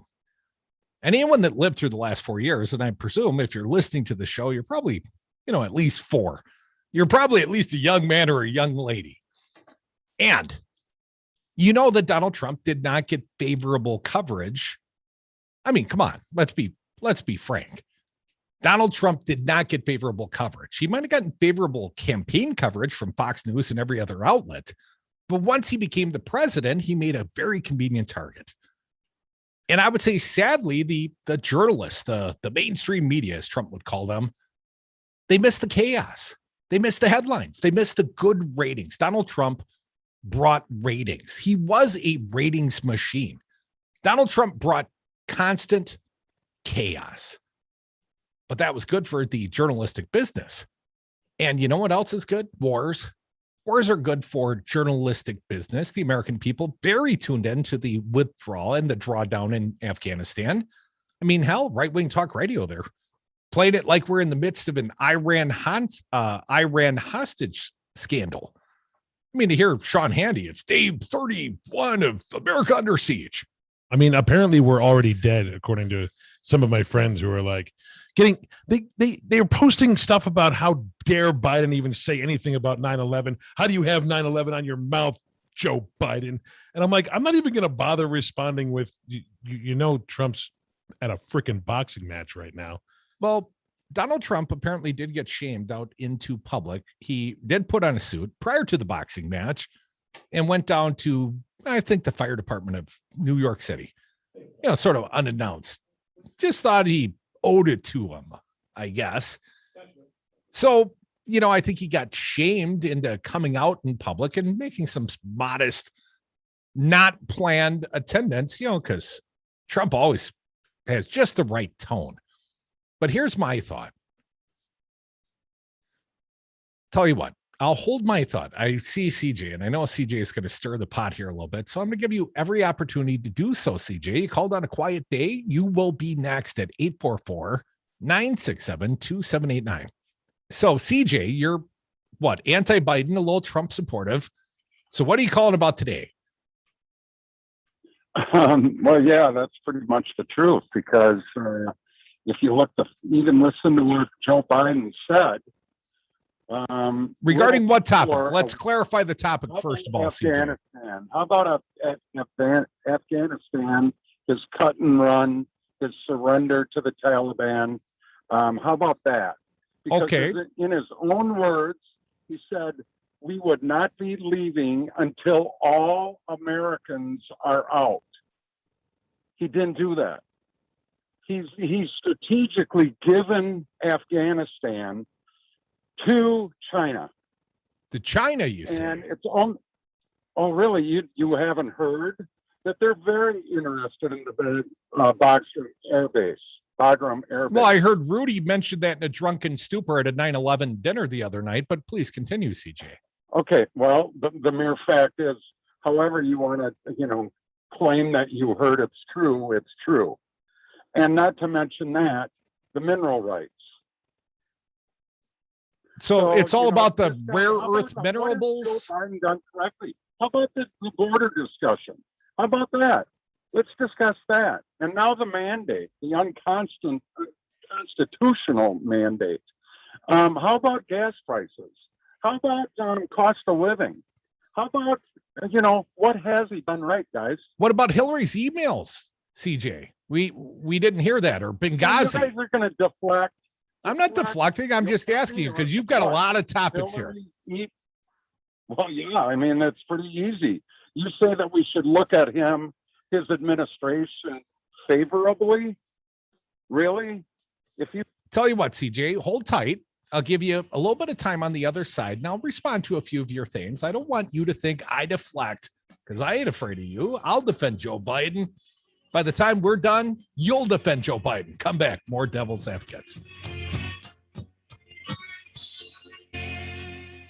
They call me the ratings machine. Dun, dun, dun!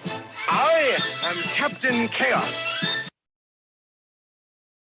I'm Kirk Bankstad, and I own the Minocqua Brewing Company in Deep Red, northern Wisconsin, and I have a super PAC. We make good trouble by buying billboards, radio ads, and calls to voters in northern Wisconsin. We target federal and state elections, think Ron Johnson and Tom Tiffany, and concentrate on a fair redistricting process. Give a donation now if you're able at the MinocquaBrewingCompany.com Super PAC tab. Help us make the politics of the Northwoods as clean as our lakes and streams. That's the MinocquaBrewingCompany.com Super PAC tab.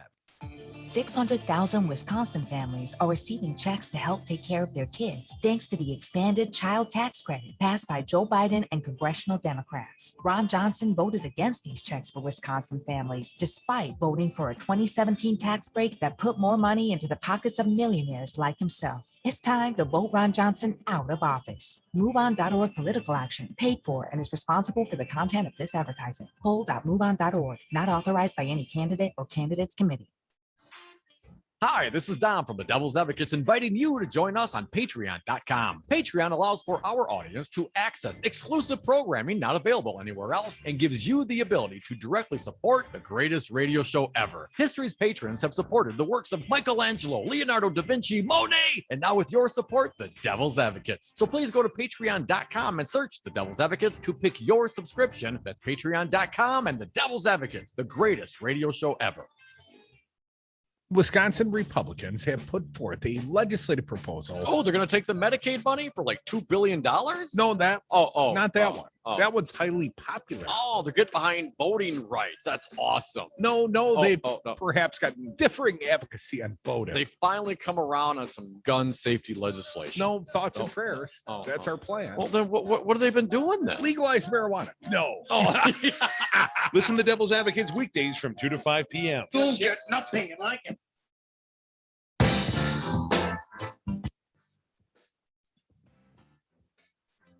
Warning, listening to the Devil's Advocates may expose you to opposing views.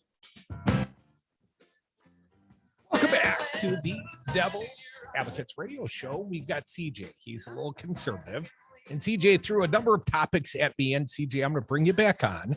I'm going to try to address them as sequentially as I can for a few more minutes. Then we'll move on at 844-967-2789. So I didn't get rid of you, CJ. I'm not like that. Let's talk about the withdrawal from Afghanistan. You know, the majority of the American people are supportive of the end of the Afghanistan war. They may not like how Joe Biden did it, but they are sure damn glad that we're out. Something approaching 60% of all Americans still believe that. CJ, isn't he doing the will of America when he withdraws our troops and ends the war just like Trump proposed to do, sir? That's the point. Trump did have a conditional agreement for withdrawal. Well, he had a agreement, but he didn't have a plan, according to the Secretary of State Blinken today. Now, that's Biden's Secretary of State. Who didn't have a plan? Trump didn't have a withdrawal plan, sir. Well, he had an agreement to get the hell out. He changed every other policy that Trump had. He that's not true. So he didn't change Trump's plan. He had a conditional withdrawal. He listened to his generals and his military advisors. They told him. When did Trump start believing his military advisors? He said he was smarter than the generals, CJ. They did. He said, his Secretary of State said, Pompeo said it's not the right time. They drew down from 15,000 down to 12, down to 10, down to 7, down to 5, down to 2,500. And you know what? There wasn't a serviceman injured in a year and a half. You know what? The plan was, and they listened to him, not to abandon Bagram Air Base. Okay, let me ask you, how many Americans died there? 13 is my understanding, unless the number has grown. About 170 civilians died as a result of that terrorist attack. And it was tragic. And it was perpetrated by terrorists, not Joe Biden. But let me handle Cabal Air Base. Let me They secured it. Buddy, I want to get to a couple of your topics, CJ, so you got to work with me here. So let's talk about vaccine mandates. In this nation, CJ, we've seen 600,000 to 700,000 people died. And the vast majority of them died while Donald Trump was the president and minimized the pandemic. And when you look at just the sheer mortality of it, CJ, 13 people, 600,000 dead. And I'm not saying Donald Trump killed them, but Donald Trump didn't save them, CJ. Donald Trump allowed 600,000 plus people to die on his watch as the president. Not true. How many died? How many died from COVID? Well, I tell you what, if you want to follow the science, and you don't, because the science shows us, how many kids under 18 died from it? Like 500 nationally. Yes. All right. Now look what we're doing to our kids. What, asking them to wear a mask? My kids wear a mask every day. Yeah. What's that? I ask my kids to put on a mask. They wear masks to school. They're vaccinated. They're old enough to be vaccinated, and they wear a mask because you're not following the science. Yes, I'm doing precisely that. They're following the rules you're following the rules that were set up by people that are uninformed of the science, including the You're CDC, an epidemiologist, CJ? That's another topic. I mean, along with your foreign policy expertise. I have to ask CJ, seriously, I do have to ask too. So they want to, if you're saying that they want to put mask mandates to control people, I have to ask you, to what end? Like, to what, seriously, once they have control, what are they doing? Do you think they're doing something nefarious, or do you think they're doing something? I just want to clarify. Are they doing something nefarious? Hold on a second. I'm trying to get my word out, man. Are they doing something nefarious, or are they doing something they think is right? Is really what it comes down to. They're doing something to control. It doesn't follow the science. Well, then to what end do they want to control people? I'm sorry, CJ. We probably used up enough time with this futile conversation, buddy. Keep listening. Keep trying, man. But vaccine mandates, again, they are the will of the American people. Mask mandates are the will of the American people. I thought this was a majority rule country, CJ. You know, and ultimately, if more of your neighbors want Joe Biden to be the president. We hired a new guy. Your guy lost. I know you don't believe that, but your guy lost. And the new guy says vaccine mandates because he follows the science, because he knows that we aren't going to reopen our country fully. We're not going to be a thriving economy, CJ, until we overcome this pandemic. And I see mostly Republican leaders, entirely Republican leaders. What do I mean, mostly? Why would I moderate that statement? I see nothing but idiot Republican leaders misinforming the public, CJ, because the science does say masks work. The science does say vaccines work. I mean, 1 in 5,000 people get a breakthrough case, according to the New York Times. I trust that source. And I'm telling you, man, overwhelmingly, vaccine mandates work. And you know what? I hope you don't like it, CJ. Go quit your job if you got to. I hope your employer forces you to do the right thing, because ultimately that's the only way we're going to move forward as a nation, because 25% of the population somehow is holding the rest of us hostage. And I'm sick of it, CJ. I'm sick of guys like you telling me that I'm misinformed when I'm taking my advice from scientists and the president of the United States, and you're taking your advice from the guy that lost. 844-967-2789. Wisco Paul, you're next. What do you got for us?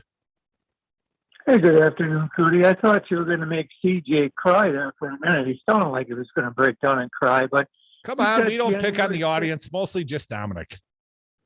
That's what the texts are for, man. Brian makes people cry on the text lines. Well, you got January 6th out there.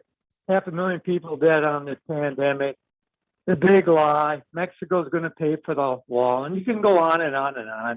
You know, Republican crybabies. Hey, I want to interject one thing. Yes, sir. I think it was last Wednesday, there was an article in the State Journal how the nurses are being depressed because guys like, well, you can't mention the audience, because people are not wearing masks and are not having the vaccine. And it's taken a big toll on the healthcare and the nursing profession in Madison. And this article was about SSM Hospital, St. Mary's Hospital. And it's a sad, sad thing. And people like CJ are putting the nursing profession at risk. These people are out to save lives and help people. And this guy is putting them at risk.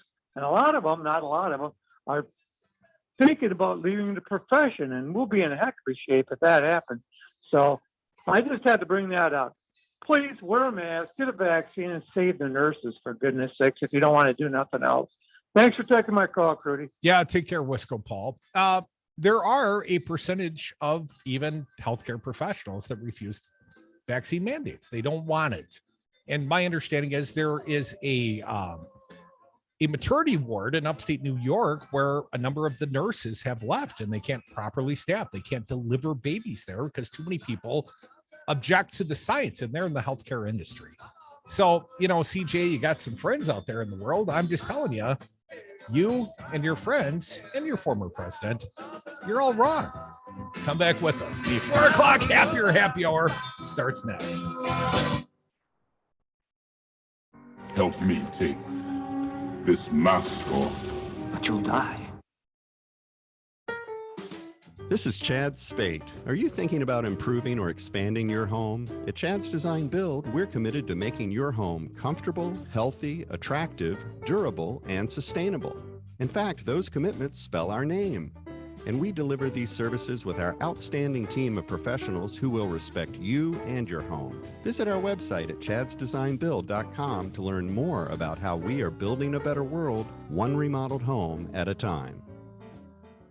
This is Crudy, and I recommend calling Dave and the team at Community PC to solve all your computing needs. What do I call Community PC? Because I don't want to learn new things about tech. Because I don't want to call the manufacturer's customer service line and waste half the day of my life. Because I don't want to ask my kid for help and have him respond, okay, boomer. Just call Community PC at 608-268-7178 for their patient service. Just let Community PC fix it. 608-268-7178. Call today. You are listening to WTTN Columbus, W224EG Madison, always streaming at doubleradio927.com. AP News. I'm Ed Donahue. Secretary of State Anthony Blinken is defending the Biden administration's handling of the Afghanistan evacuation. The AP Sagar Magani reports a House hearing featured some strong Republican criticism. From House Foreign Affairs Ranking Member Michael McCall. This was an unmitigated disaster. To Ohio's Steve Shabbat. This is a disgrace. Even top panel Democrat Gregory Meek says the administration could have done better. Absolutely yes. Blinken notes the administration inherited a Taliban peace deal from Donald Trump and says nobody predicted Afghan forces would fall so fast. And amid criticism for leaving American citizens behind, Blinken says the chaotic evacuation effort was successful. An extraordinary effort under the most difficult conditions imaginable. Sagar Magani, Washington. President Biden is in Idaho, one of the many states in the West dealing with wildfires. 44,000 wildfires. 5.4 million acres burned. That's larger than the entire state of New Jersey. The president is using the wildfires and climate change as reasons Congress should pass his $3.5 trillion infrastructure bill. A federal judge is temporarily blocking an Iowa law banning school districts from mandating masks to fight the coronavirus. Massachusetts Governor Charlie Baker activated the state's National Guard to help with busing students to school. Districts across the country are struggling to hire enough drivers. An international group of scientists, including two top U.S. regulators, say the average person doesn't need a coronavirus booster yet. The White House has begun planning for boosters later this month if both the FDA and the CDC agree. 2 deaths in the Baton Rouge area in Louisiana have now been attributed to Hurricane Ida. The number is now 28. Stocks finished mixed, the Dow up 261 points. This is AP News. Marcus by Goldman Sachs offers personal loans with no fees, ever. Banks offer coffee. So what's more important, a Marcus by Goldman Sachs loan with no fees that could help consolidate debt, or bank coffee that tastes like bank coffee? You can money. Visit Marcus.com to learn more about saving, borrowing, and investing from Marcus by Goldman Sachs. Investing involves risk and investments may lose value. Brokerage and investment advisory services by Goldman Sachs and Company, LLC. Member FINRA SIPC. Lending and deposits products provided by Goldman Sachs Bank USA. Member FDIC. Do you struggle with occasional nerve aches, weakness, or discomfort in your hands or feet? Try Nervive Nerve Relief from the world's #1 selling nerve care company. Nervive contains alpha-lipoic acid to relieve nerve aches, weakness, and discomfort, and B-complex vitamins to support healthy nerve function as you age. Live your life with less nerve discomfort with Nervive Nerve Relief. Learn more at nervivehealth.com. Do you need to hire? Let Devil Radio help your business find the right candidate with our Help Wanted half minutes. Devil Radio will create a 30-second job listing for your business, play it on Devil Radio for the month. We'll feature your job listing during Afternoon Drive on Fridays, and we'll even publish your Help Wanted listing on Devil Radio 927.com's website, all for just $300 per month. If you're hiring, Devil Radio can help. Call today.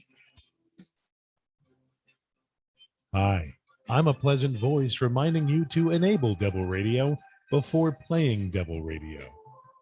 First, you have to enable Devil Radio, which should be natural to Wisconsinites.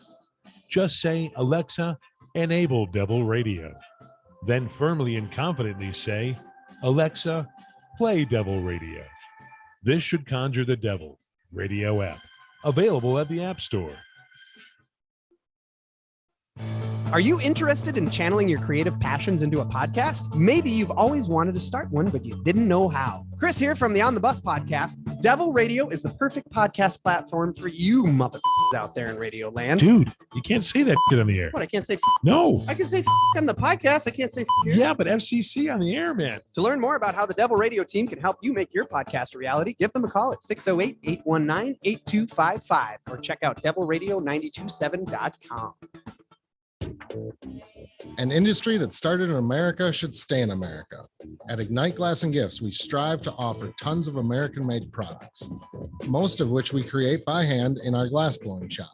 You'll know your product will have thicker, longer-lasting glass, and it's artistically made right here at home.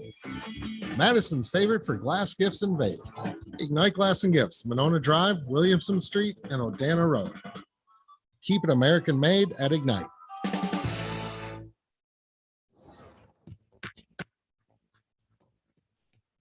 Devil Radio 92.7 FM and WTTN 1580 AM. I'm Luke Mathers with your headlines. On Friday, roughly 100 people attended a rally at the Wisconsin State Capitol held by a group calling for a full forensic audit of Wisconsin's 2020 presidential election. Earlier this month, subpoenas issued by the Assembly Elections Committee chairwoman were rejected by Milwaukee and Brown counties for being insufficient and not being signed by the Assembly clerk. The crowd on Friday attempted to deliver the rejected subpoenas to the offices of Assembly Speaker Voss and Senate Majority Leader LeMahieu. The Republican legislative leadership declined to comment on the situation Friday. Forecast of partly to mostly cloudy skies with scattered thunderstorms likely throughout the day. Winds up to 10 miles an hour and a high today of 74 degrees. Chance for thunderstorms continues into the evening with a chance for severe thunderstorms developing late. Overnight low of 66 degrees. You're listening to Devil Radio 92.7 FM and WTTN 1580 AM.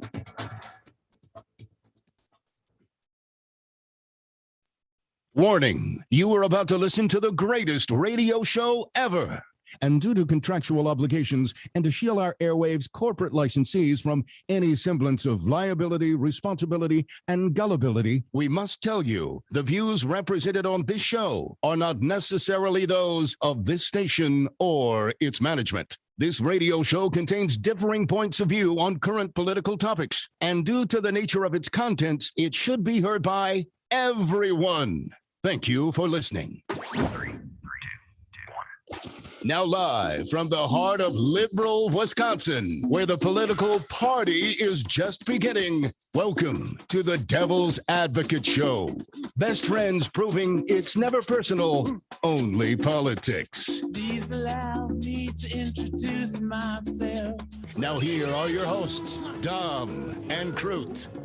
Welcome back to the Devil's Advocates Radio Show. We are sliding into the 4 o'clock happy hour.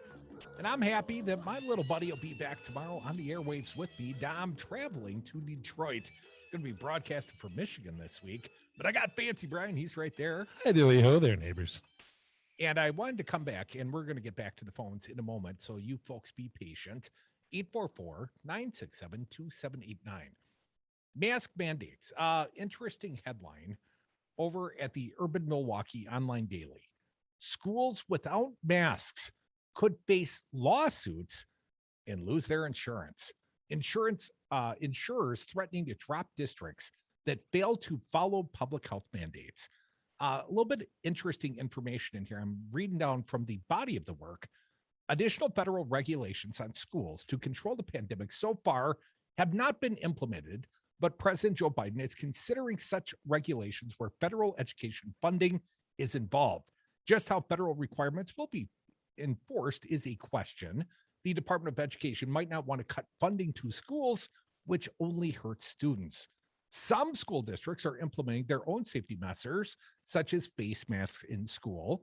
My kids have to wear them, social distancing, and quarantining infected individuals. While many of these measures are not required by state law or regulation, those infected because some safety measures were not utilized in other schools might consider suing the district in state court. Here's where it gets real interesting, folks. Listen closely, please. Some Wisconsin school districts have mistakenly believed that they are protected from lawsuits based on the Wisconsin bill passed and signed into law this spring. Act 4 grants liability protection from lawsuits and prosecution for some businesses and government entities such as school districts for COVID-related situations. But the Wisconsin Association of School Boards highlights an important exception.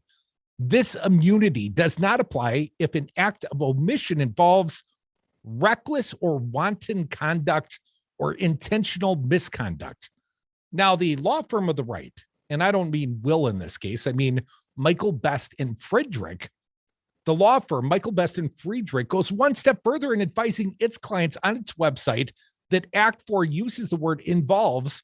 According to Best, this means liability may extend beyond just the immediate actor. Best elected not to further comment on its website statement, but based on Best's analysis, both the school district, and in this article references a bus company where the drivers aren't wearing masks or requiring the students to wear a mask, and the bus company could be liable for any student contracting COVID while riding the bus, since a written contract exists between the two parties, and both parties are responsible for following federal requirements.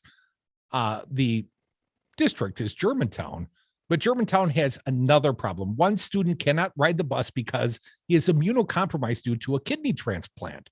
So far, his mother has been transporting her son in her own car rather than have him ride a school bus that is not following federal guidelines. Providing alternative transportation or paying the parent for personal transportation may not be enough. The Wisconsin Department of Public Instruction is very clear in its policy on this matter. A universal mask policy may be necessary if that policy allows students with certain disabilities full participation in educational programming, an environment that they would otherwise be denied. And the federal government is taking a hard line against states that prohibit school district mask mandates, going after 5 states that have such laws. Individual school districts may not be far behind. So all these righty-whitey school districts, or at least, white majoritarian anti-masker districts that are putting these school boards, and Fancy Brian, you and I talked about this during the break. I mean, there are some untenable circumstances being put on school boards. The school board suddenly becomes the bad guy. We've got a mandate, but the state government has not yet set a clear mandate that you must wear masks. So it becomes the individual school board's directive, usually by some sort of majoritarian vote. And then people lose their freaking minds because they somehow misconstrue the Constitution to extend some sort of maskless rights upon them. I want to point out this is exactly what the Wisconsin GOP has planned and wanted to do all along. It's absolute chaos out there. When this pandemic first started, I got on the phone with my state rep, Jessie Rodriguez. I had a long conversation with her, and I appreciate her time to talk to me about things. But I finally came down to, okay. She was blaming it on the governor. The governor won't work with us. The governor won't work with us. Okay, fine. Tell me your plan, Jessie Rodriguez. What would you do? And she said, I would leave it up to the individual municipalities and schools, which is exactly what's happening right now. So you see a bunch of chaos out there. You see a bunch of school boards out there where people who normally are neighbors and friendly with each other are yelling at the top of their lungs and compromising people, and there's some really sick and horrible things happening at a freaking school board, all because the state government can't mandate a mask. And I asked you during the break, Dane County has a mask mandate right now. Are there any schools in Dane County that are having gigantic, crazy, drawn-out school board meetings over masks? Not that I'm aware of. None of the big districts, Madison Metropolitan School District, obviously Middleton, where my kids go. As far as I'm aware, the major metropolitan and suitcase districts, I guess I'd call them, the smaller towns here in Dane County, to the best of my knowledge, have not had these sort of things that have happened around the state. Because they're not fighting against a mask mandate. They just want people fighting against each other because it stirs up the base. And that's what Republicans thrive on, is people being angry and running out and going and voting for people, because all the candidates have to do now, all local candidates have to do is say, I'm never going to do mask mandates ever, and your kids will always be able to go to school. And that's all they have to run on now. My final thought on mask mandates, when they first dropped, I had a former friend, and I'm going to call him a former friend, but the guy owns Hellbox in Middleton. I mean, the guy shut down his business. He was a no mask allowed kind of a guy. I guess technically that's not true. I wore a mask in his business and nobody threw me out the door, but none of his employees wore masks. And eventually he got shut down. And he vacated his lease or made some arrangement. I don't know the particulars, but he'd rather close his doors than honor the mandates. So I think there is something beyond simply the creation of strife by the GOP. I mean, there are some people out there that truly believe this, and this is their heartfelt belief that, God says you can't wear a mask. I'm not clear of the biblical logic, but from my understanding, religions like you to cover up as much as possible. So I'm just throwing that out there. Well, you got to have a covered head in certain religions. You uncover your head to God in other religions. It's all very confusing. I'm starting to appreciate Dom's atheism more and more each day. A little bit more from this, and then back to the phones. 844-967-2789. Education Week. This obviously an education directed periodical reported insurance providers in recent weeks have warned school districts that they may not provide coverage for pandemic-related lawsuits this school year, according to district leaders and school board members in several states. Insurers are also threatening to drop entire districts that fail to follow public health mandates, such as states' requirements that all students wear masks. There's probably more, but let's get to the phones. 844-967-2789. Jake from Milwaukee. Welcome back, Jake. What do you got today? Hey, yeah, CJ, keep on calling, man. I learned so much from you. You just have so much knowledge. And well, I guess Gary's in recast, but just a little bit meaner. Come on, man. I got more than one. I got more than one conservative friend, Jake, that listens and calls the show. Okay. Well, I was also mentioning too, there's a new, like a livestock dewormer suppository, and it actually cures COVID. So I just want to have your conservative listeners. It's a really common dewormer suppository. I think you can find it really easily, but I think that'll help you guys out. I know, because I know science. Well, I did just a couple things. Did you do some research on the YouTubes, Jake? No YouTube. It's just, I know it just because I listen to conservative radio, and because of that, I know everything. And, there you go. But I just want to touch upon one or two things. Afghanistan, like CJ or any of them gave a crap about Afghanistan until Biden pulled our troops. No one did. Hardly anyone knew or thought about the war going on for the past 20 years. So all that stuff that these Republicans are saying, I mean, screw them, because they didn't care about it. Jake, I don't disagree with you, man, but we got lots of callers. I want to keep moving down the phones. 844-967-2789. Dick from Madison. Welcome, Dick. What do you got? Well, that was quite an exercise in futility, wasn't it? Talking to CJ and trying to talk reason with him. It usually goes better over a beer, Dick, than trying to do it on the radio. Unfortunately, it's just people yelling over each other sometimes. Gets locked. But in his world, for crying out loud, none of this could have happened anyway, because didn't Trump, he took care of the Taliban, Al-Qaeda, North Korea. Now North Korea is, messing around with testing new stuff. Well, that's Biden's fault now. Now Biden's the president. Right. Well, Dick. But that isn't why I called. Yeah, go ahead then. To Manchin, I don't do math on the radio. I know you guys don't like to, but why don't the Democrats, has anybody ever told them to look into the amount of money being saved each day, each month, each year after ending this war, and show that as to how it offsets? This infrastructure bill, I mean, we're saving a lot of money ever since we left Afghanistan, correct? So why don't they 150 to $300 million per day, Dick, depending on whose math you agree with. Folks, you're listening to the Devil's Advocates radio show. I don't do math on the radio. I avoid it. But, I'll repeat other people's math. Not yours, CJ, or yours, George.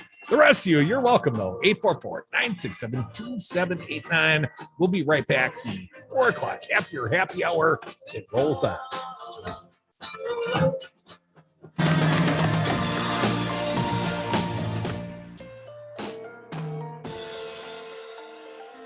Whoever says that is a stupid idiot.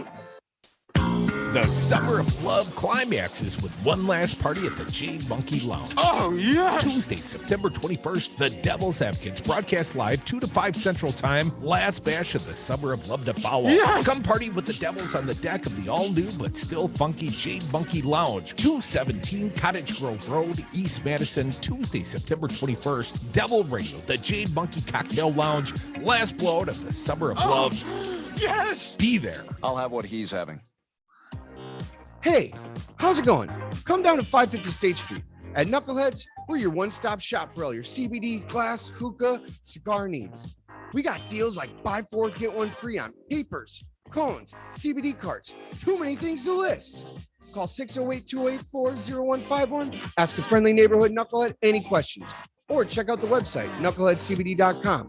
Knuckleheads at 550 State Street. We got you covered. I'm Lando Commando, and I'll see you there. 600,000 Wisconsin families are receiving checks to help take care of their kids, thanks to the expanded child tax credit passed by Joe Biden and congressional Democrats. Ron Johnson voted against these checks for Wisconsin families, despite voting for a 2017 tax break that put more money into the pockets of millionaires like himself. It's time to vote Ron Johnson out of office. MoveOn.org political action, paid for and is responsible for the content of this advertising. Poll.moveon.org, not authorized by any candidate or candidates committee. Do you want Wisconsin to suck? I don't. That's why you're listening to me now. I'm Hawk, owner of Hawk's Bar and Grill. Come to Hawks on State and tell them you're there because the devil sent you. Then I can spend more money on ads and help Devil Radio keep Wisconsin from spiraling into post-apocalyptic Republican suckage. I mean, that's Iowa's job. Buy a round of Hawks and save Wisconsin one drink at a time. Suck down drinks so we don't have to suck. Okay. Make sure you listen to Devil Radio 92.7. If you do, you go to heaven.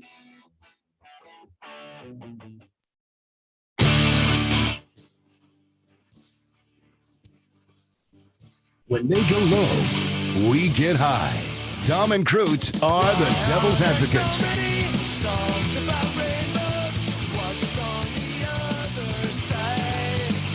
Welcome back to the Devil's Advocate Radio Show, the Monday edition. We're rolling through the 4 o'clock happy hour, and we're going to take some more of your phone calls. My little buddy, he's gone. He'll be back on the airwaves tomorrow with me. But in his honor, he's going to a legal marijuana state, I suspect. Might have a little cannabis in his pocket tomorrow. But here is a new report, fresh off the presses. I saw this one at the Washington Post. A similar article, turned a little bit Wisconsin. A recent report about the sharp rise in Wisconsin alcohol sales got a lot of attention, but it didn't answer the question as to whom was consuming all the beer, brandy, and wine that's leaving store shelves at a faster clip than it has since 1972. Well, it appears it might be mom and dad, along with grandma and grandpa, who are doing all the drinking. It's not young adults, at least not college students. A new national report sponsored by the National Institute on Drug Abuse found a substantial and significant drop in current alcohol use amongst college kids between 2019 and 2020. The Monitoring the Future study, however, and here's the good part as far as Don might be concerned, found marijuana use amongst college-age students in 2020 across the nation was at a historic high, not seen since the 1980s, and Wisconsin is no exception. For college students in the United States, annual marijuana use has continued to increase over the past 5 years, with 44% of them reporting marijuana use in the last year. 44% college kids now smoking the devil's lettuce, Fancy Brian. Marijuana use was highest in the Northeast, where 47% of respondents aged 19 to 30 reported using cannabis. A close second was the Western U.S. at 46%, followed by the Midwest at 42%. The geographical order for vaping marijuana was the same, but with lower percentages. And with marijuana fully legal in nearby Illinois and Michigan, just ask Dom, access is not an obstacle, says Kevin Florek, CEO of Telluride Incorporated, which provides addiction and mental health services in Dane County. He was not involved in the study. Here's the, I always hate when they feel it necessary to say, this increased marijuana usage, well, it's going to be the ruination of this nation.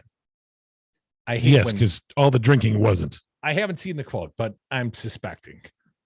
Are there people that can use marijuana occasionally and responsibly? Absolutely. Just like there's people who can use alcohol occasionally and responsibly. Guys like Rudy. The drug of choice can be anything, said Florek. Studies show younger people who have much higher anxiety and depression levels than previous generations and are turning to drugs. Does that mean marijuana? To cope. They can create difficulties when people become addicted and turn to increasingly harmful drugs, Florek said. What a ridiculous statement. The pandemic has had a major impact on our society, both from a mental health standpoint, but also from an increased usage of drugs and alcohol. No, the study says specifically the use of alcohol is down. The use of non-harmful, non-toxic marijuana is up, pointing to statistics indicating both legal and illegal drug use. He said more people are self-medicating with sometimes tragic results. Alcohol sales are up. I guess that part's true. And drug overdose deaths soared. Well, that's the heroin and synthetic opioid addicts. And last year, 861 state residents died by suicide in Wisconsin. I'm not sure why that's in here, but it ain't marijuana, man. You know what? I've done a bunch of other drugs. Do you know why? Because I wanted to try them. Do you know what? I haven't done heroin. Do you know why? Because you didn't want to try it. Because I didn't want to try it. Hey, remember that really good story about heroin where it ended up really good? No, never. I don't either. Neither did I. That's why I didn't try it. That's why I wasn't like. But you know how like all the stories about marijuana and all those overdose deaths on marijuana. Do you remember those stories at all? No, but the addiction stories, it's driving addiction and it's a slippery slope, and drug use is up nationwide. Literally every place that treats addicts says marijuana is the number one thing we use to help treat addiction. Is it a drug? I'm not even sure it's a drug. 844-967-2789. Matt from Johnson's Creek. I might have turned you topically, Matt, but what do you got for us? That's all right. So you were asking before, what is the GOP's goal in all of this? It's always been the same. It's always to make sure that poor people are working for the rich, right? When it was about getting our kids back to school, because everybody had to stay home, couldn't go to work. When it was all of a sudden there's nobody working anymore because the benefits were too good, they made sure to cut off the benefits so that nobody could go home and actually be the pandemic. And then now, when they're worried that some of their employees, I would say the less educated, are worried that they're just going to quit over getting a vaccine, they try to nerf that as well so that nobody poor can stay home and not work for the rich people. I think that's their whole entire goal. You can even look at it in the aspect of their abortion laws. You got to make sure that the poor people keep having kids so they can go to work for the rich people. That's the only point of any of these maneuvers that the GOP ever does. Well, Sean Duffy and his wife doing their part, but the American people, the white people, they're not having enough babies, man. Get out there and do your part. I did mine. They're in school today, but yeah, the Duffys are. What exactly are they working for? I don't really think they provide much in the way of like actual tangible benefit to the GDP. It's mostly just opinion and things like that. Well, they're part of that structure. Mark, I can give you like a minute, buddy. Mark from the SAC. What do you got for us? Yeah, it's a shame that so many people are marinated in the anti-vax and anti-mask stuff because it's just invented this whole cottage industry of disbelief that it's actually bad to have masks or to have the vaccine. I mean, it's just crazy because the lovers and dreamers of me, I actually prefer Kermit's version of it to that cranked out version of it. But if we could just make the rainbow connection, we'd all be better off and just have a nice fat one and relax at the end of the day. But it ain't always easy being green. I think this is a very good version myself. Come back with us. We got some fine new sponsors. Pyramid Telephone and Security will introduce you to the owners next. More Devil's Advocates. Yeah. Marijuana is not a drug. Smoke weed every day. Stay informed with progressive news and talk on 92.7, Wisconsin's home for Devil Radio.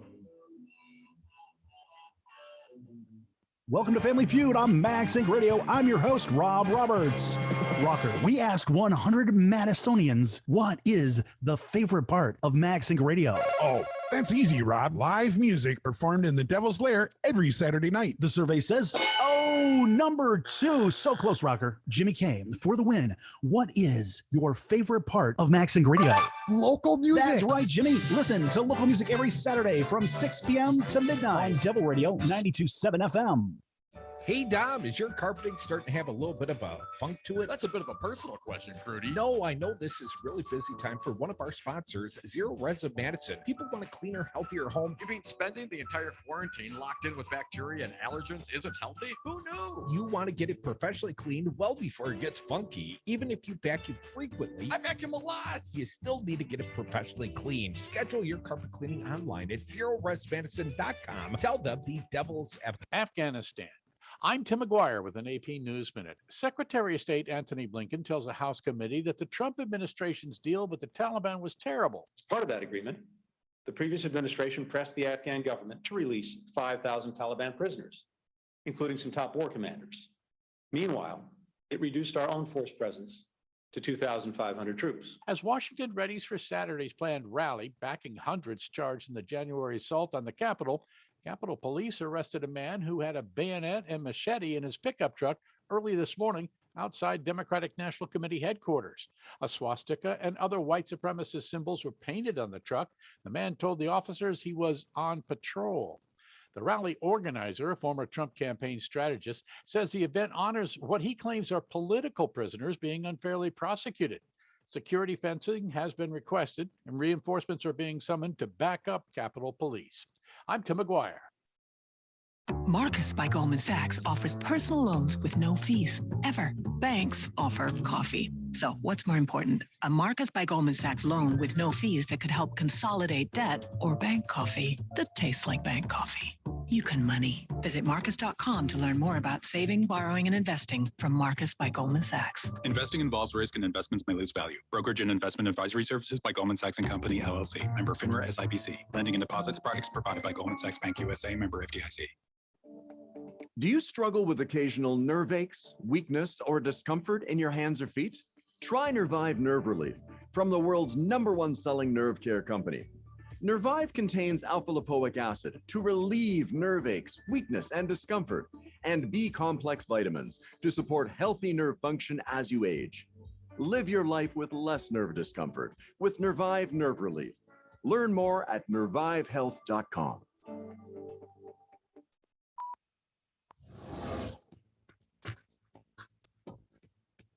For Devil Radio 92.7 FM and WTTN 1580 AM, I'm Luke Mathers with your headlines. According to the U.S. Fish and Wildlife Service, DNA of the invasive bighead carp was detected in the Milwaukee River for the first time ever. The eDNA sample was detected in a water sample taken in June, with the test results confirmed last week in accordance with the Wisconsin Department of Natural Resources. Bighead carp are an extremely destructive and invasive species that have been spreading throughout North American waterways, but to date have not been spotted in the Wisconsin waters of Lake Michigan. Last week, a Waukesha County judge ordered the release of one of the women convicted in the stabbing of a classmate in order to please the character Slender Man. A developer is proposing to replace the former Shanks Corner stop-and-go location with a mixed-use development with housing, underground parking, and first-floor commercial space. You're listening to Devil Radio 92.7 FM and WTTN 1580 AM.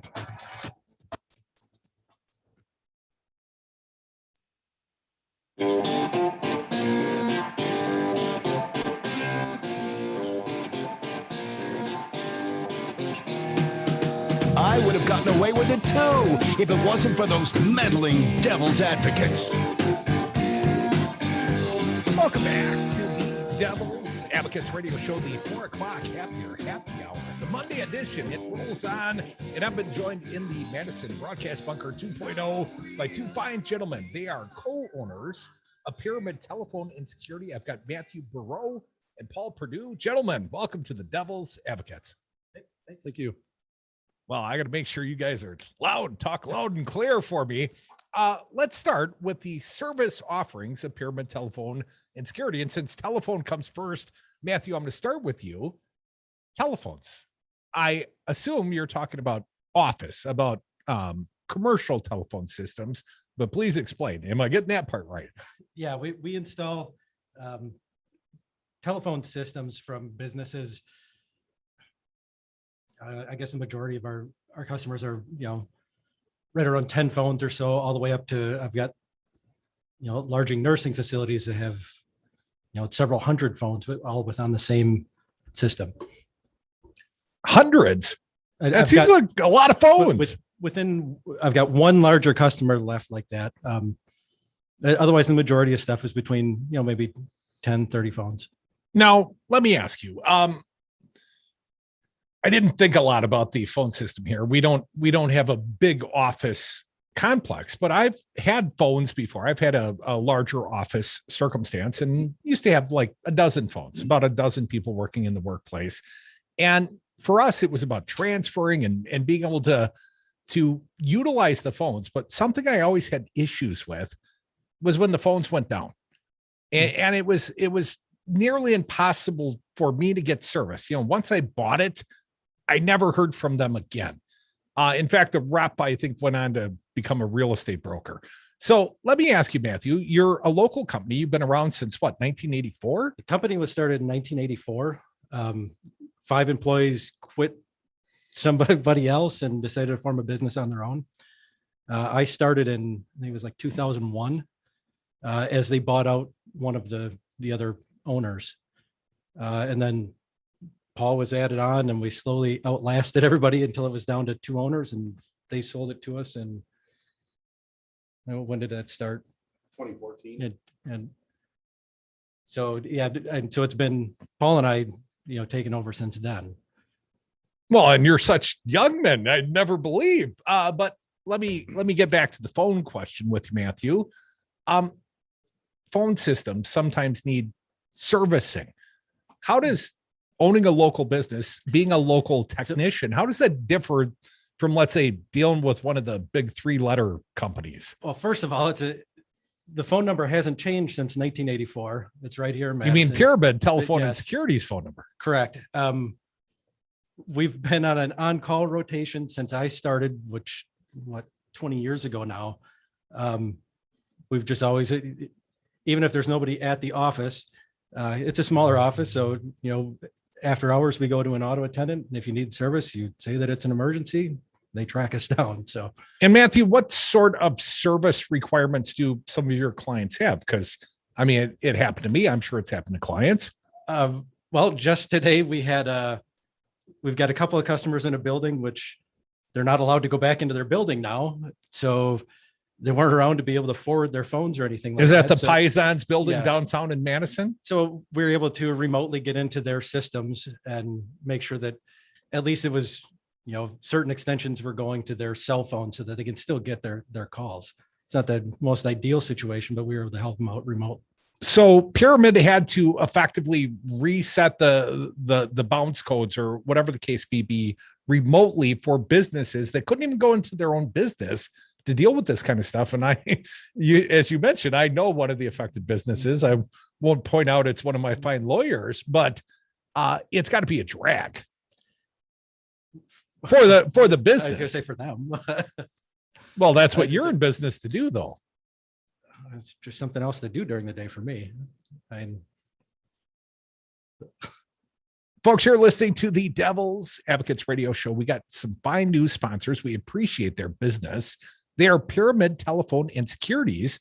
And we've got the co-owners here, Matthew Burrow. You've heard from Matthew, but let's talk to Paul Purdue. And Paul, you're the security guy. And security has become a greater issue in this world we live in, I suspect. But when we talk about security, what's that mean? I'm a business. So let's start commercial business security. You guys do a fair amount of that sort of work? Yeah, we do pretty much it all, from door access systems with swipe cards and key tags to camera systems to monitored burglar alarm systems. More so in the last couple of years, it's been a lot of camera systems. People want to keep an eye on what's going on. Now, Paul, I've seen the cheap do-it-yourself kind of systems. I think we got a Ringer or something of the effect at home, and it's good when it's working. It's not always working. The sort of systems that you integrate, the cameras, et cetera, how do they differ from like a do-it-yourself kind of deal?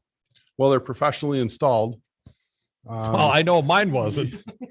They're, service after the sale. If something happens to it, I come out and take care of it. Sometimes I can fix the problem remotely with downloading software to get into all our DVRs are usually connected to the internet. And when you say DVRs, because you're recording the videos on behalf of clients You're recording that on a DVR. Is that? Yep. The DVR would stay usually on the premise. And then if we need to, we can remote in and try to fix any glitches in the program or see what's going on with some of the cameras, or if we have to come out there, we get you on the schedule as soon as possible to come out and fix whatever the issue is. Well, Paul, I've been considering a security system for our remote AM tower site. We've got a tower site, and we work here in Madison. The tower site's in Columbus, and it feels pretty safe. It's a rural area, but I'm not going to put up a Trump wall around the complex. So therefore, if someone wanted to, they could probably break in, and I'm not encouraging that sort of behavior, but I'm just saying it's something that concerns me as a business owner. For rural locations or unmanned locations, I mean, that's something that creates a special demand. Do the business owners have to monitor their own security then, Paul, or how's that work? If you're talking monitored security alarm, we can usually hook it up to a cell communicator if they don't have internet on site. Otherwise, we can go through the internet for communications. As far as cameras go, like I said, if there's no internet, it would just be a local recording only. And if something happened, they would have to go to the DVR to review the footage. Paul, does it start with a bright light? Can we at least shine a bright light if someone walks up to my building? That sort of triggered response, that sort of stuff, I assume, is part of a security package more broadly. As far as motion lighting goes, we don't get into that because we're not licensed electricians. Okay. I've had a lot of questions about that. I just, refer them to an electrician to change out their lighting. But for cameras, let's say at a remote facility, integrated into a larger security system, that's where Pyramid Telephone and Security would come in. That's when people would call you, Paul. Correct. Gotcha. Folks, you are listening to the Devil's Advocates Radio Show. Again, we got some fine new sponsors. They're Pyramid Telephone and Security. And we've got the co-owners, Matthew Bureau and Paul Perdue. And Paul, I'm still talking to you. We got a few more questions. What do you feel like? I mean, I'm sure there's a range of security systems, but let's say I was trying to get some advice for a guy who had an AM tower site in Columbus. What sort of security system might you recommend for something like that? It really all comes down to how, and assuming I'm a cheap bastard, it really all comes down to how everything's laid out. I'd set up a site visit with you and to come out there and take a look and see what you want to cover and the best way to do it, and customize a camera system or monitor alarm system to suit your needs. Now, Paul, I used to have a similar site in rural Waukesha, and at least we were off the beaten path. And people used to use my parking lot as a dumping staging ground for like couches, mattresses, televisions. I think I had a dumpster out, you can't even throw those in the dumpster. It was a pain in my you-know-what. So I've gone through this, and I've seen if a site is not protected, if people feel like there is no security in place, well, they'll treat it like it's dumping around. Now, I haven't experienced any of that in the Columbus location, at least not yet.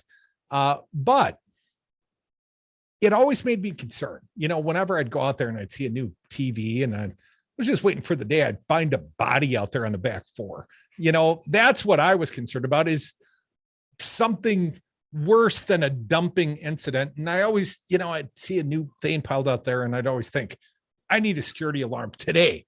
So if I got, the bug up my you-know-what, and I wanted to get this security system going, Paul, how much lead time is that going to take? Well, once we set up a time to come out there, and see what you need, I'll put a quote together for you, and depends on how quickly you can approve it. How much lead time do I need to get you out to my site, Paul? It could be anywhere from the same day to, the next day or the next day, just depending on our schedule. But once we have the quote done and approved, with monitored alarm equipment, I usually get parts overnight. Oh, really? So relatively quick. Yeah. Camera systems take a little bit longer. Some of the parts are due to manufacturing right now are You guys still are dealing with scarce, so- disrupted Oh, yeah. supply chains yeah. and no chips or whatever? Yep. So, but I mean, we could get something going for you within probably the earliest a week. Paul, let me ask you realistically. Well, before I ask you that, how big is the coverage area for Pyramid? We've got listeners here in Dane County and Madison, but then we've got listeners in rural Columbia County and really all around southern Wisconsin, all around the state. What is Pyramid's coverage area for phones and security? How far out will you guys go to take on new clients? We've got customers all the way over to Milwaukee. We've got customers as far north as Oshkosh right now. Oshkosh, Toma, that area, and as far south as Beloit, and as far west as Prairie du Chien. Wow. So, So- pretty much the whole southern fourth of Wisconsin. Well, that's we a cover. So. a pretty substantial coverage area for Pyramid Telephone and Security. Pricing, and I guess I'm specifically talking about security. Obviously, you got to come out and you got to inspect and you got to offer a bid, but a starter security package, let's say for a rural AM site in Columbus, whereabout could I expect as an entry point? I'm sure they go up from there, but I mean, are we talking thousands or 5,000 or 10,000? Realistically, what's it take to get a starter security system for a business? We could probably put in, like if you're talking 8 cameras, you're probably looking at about, it could be as much as $4,500 for 8 cameras, just depending. I don't need 8. Could I get by with like 3 cameras? Sure. So, and mathematically, I assume that would scale down. Oh, the definitely. pricing. Yeah. Gotcha. I So mean, you could get a couple cameras and a small DVR monitor for, installed for probably $1,300. Gotcha. Well, that's relative to the expense of doing business. As you gentlemen know, you own a business. That is an affordable start point. And, I always talk about you buy insurance just in case something happens.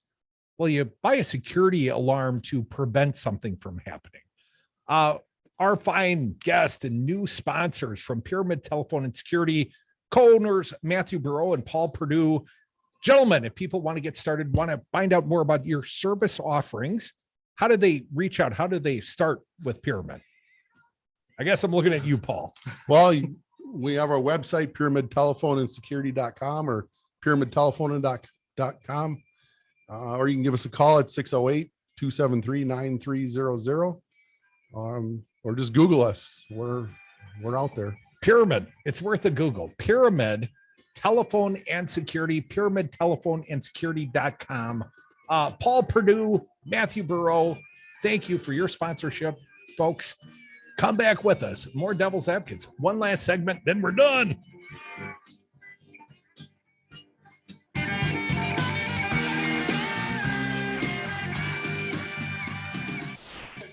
Was it secret? Is it safe? Always watching. Hi, this is Brad from Zero Res. If you need someone to help with your carpet cleaning, business or residence, please give us a call. We have the best system available and an amazing team of friendly technicians. Call us at 848-9000 or schedule online at zeroresmadison.com. Chad's Design Build is proud to sponsor the Summer of Love on Devil Radio. We are committed to our community to demand better for each and every person. Doing the right thing isn't necessarily easy or inexpensive, but when we take the time to listen and learn, we can build a better community. Thoughtful remodeling is a lot like building an effective, progressive coalition. It takes patience, intelligence, and love. Experience helps too. Thank you, Joe Biden, and thank you, Devil Radio. On behalf of Chad's Design Build, here's to the Summer of Love. 600,000 Wisconsin families are receiving checks to help take care of their kids thanks to the expanded child tax credit passed by Joe Biden and congressional Democrats. Ron Johnson voted against these checks for Wisconsin families despite voting for a 2017 tax break that put more money into the pockets of millionaires like himself. It's time to vote Ron Johnson out of office. MoveOn.org political action, paid for and is responsible for the content of this advertising. Poll.moveon.org, not authorized by any candidate or candidates committee. President Trump lost the election. Joe Biden won the election. Collectively, Republicans got 1.661 million votes, 51,000 more votes than Trump got. He exhausted his cases. He exhausted the court challenges. All the Republicans voted for Trump the way they voted for the assembly candidates. He would have won. It was not rigged. It was not stolen. Donald Trump lost the election. Joe Biden won the election. It's really clear. This message was paid for by the People for People Corporation. Donate online at p4ppc.org. Hey, it's Pizza Box Mike. I've got a show outside the Pizza Box. Be sure to listen on Saturdays at noon on Devil Radio. There is a reason why they won't let me on Facebook anymore. Taking on Ready Whitey Talk Radio on both sides of the dial from McFarland to Wanakee, Devil Radio 92.7 FM and WTTN 1580 AM.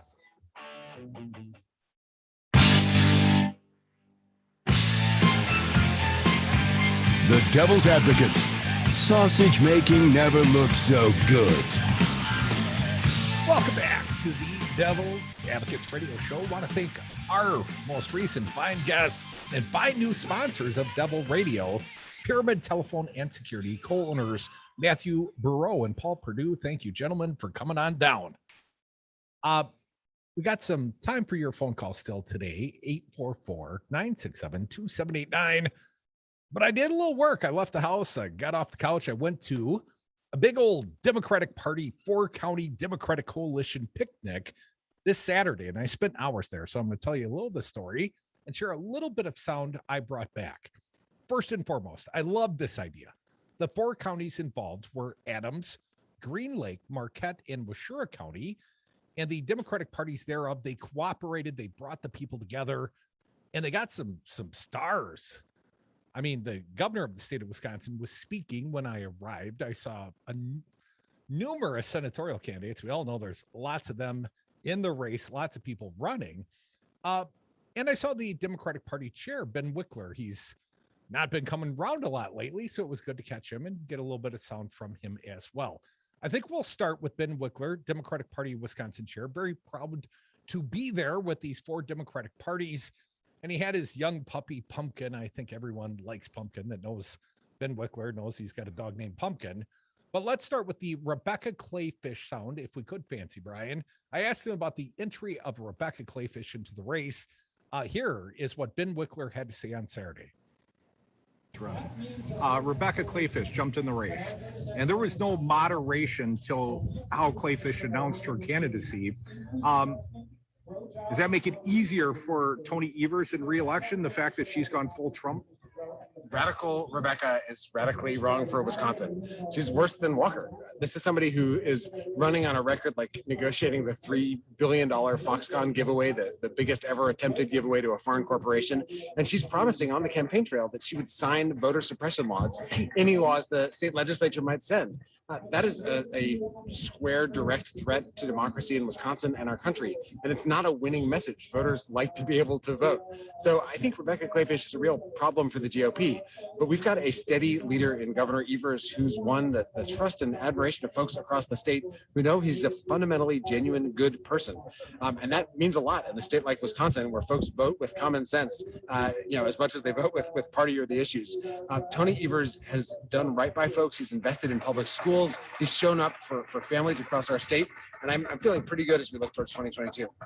Now, not necessarily in sequential order, but I did ask Wickler, how's the state party doing? How's the DPW doing? Cut 108, please. Ben Wickler, chairman of the Democratic Party of Wisconsin, out here Riverside, Four County picnic. What a great event. You even brought your pet. You even got your dog. Ben, let's speak to it. It's barely a year now till fall elections 2022. The condition of the Democratic Party and events like this, does that help lift? This is a strong party. What I love about today, this is four rural county parties getting together, joining forces and creating an event with tons of people, tons of candidates. This is the kind of energy in rural Wisconsin that helps Democrats win statewide. And it's something that has, I think, Republicans quaking in their boots.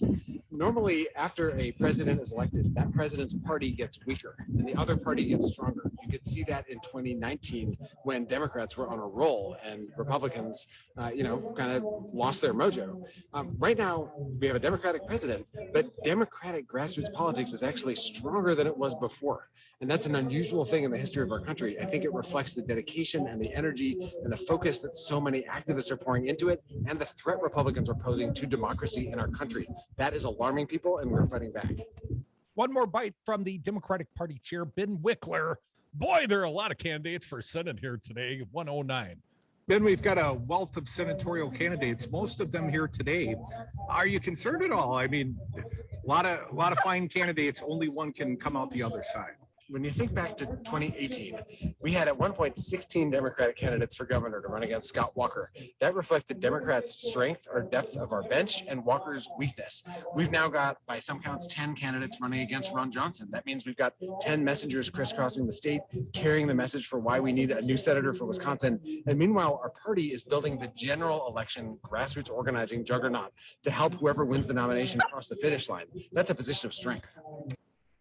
And that was Pumpkin, you heard in the background. Very cute puppy. Thank you, Ben Wickler. I also spoke with a number of the Democratic Party candidates. One even signed a book for me, One Day Stronger, the book of Tom Nelson. He's the Allegheny County executive. He was the first one in the pool. Appreciate the signed book, Tom. I did catch up with the Lieutenant Governor, Mandela Barnes. He's also a candidate. Jillian Bettino and a number of the others. But let's play a little bit of the sound. I know that Mandela is a crowd favorite, and apparently, according to internal polling, the front runner cut 105.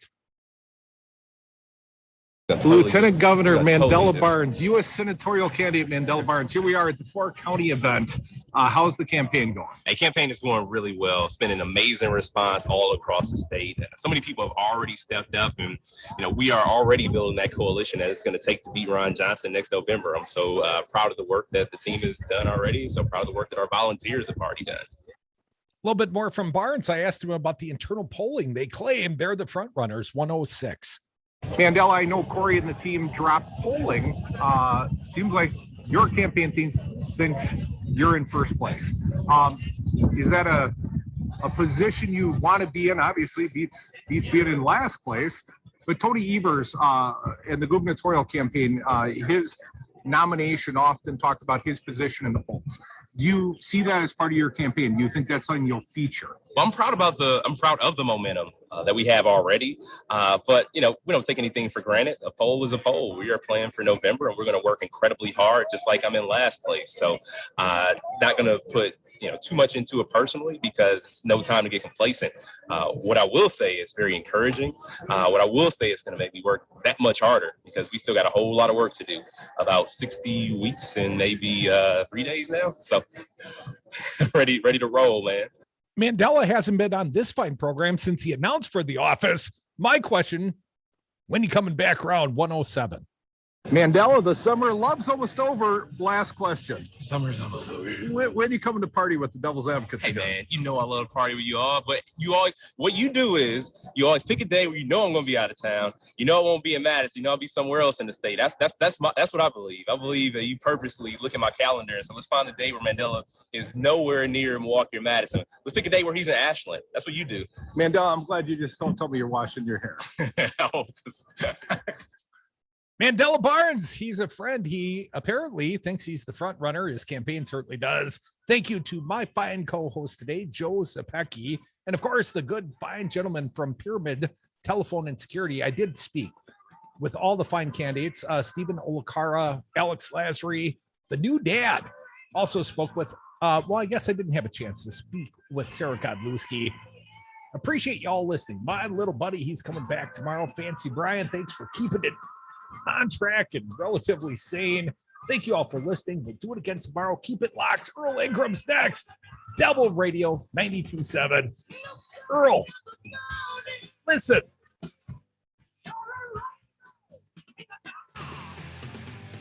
I drink and I know things. Hi, it's Rudy Giuliani, and I'm on Cameo. Congratulations, you played yourself. Hey, Joanne, I hear you have a Tech Protect plan from Community PC. I have been having services since 2013. He provides monthly maintenance for me. He is able to attach to my computer so he can figure out what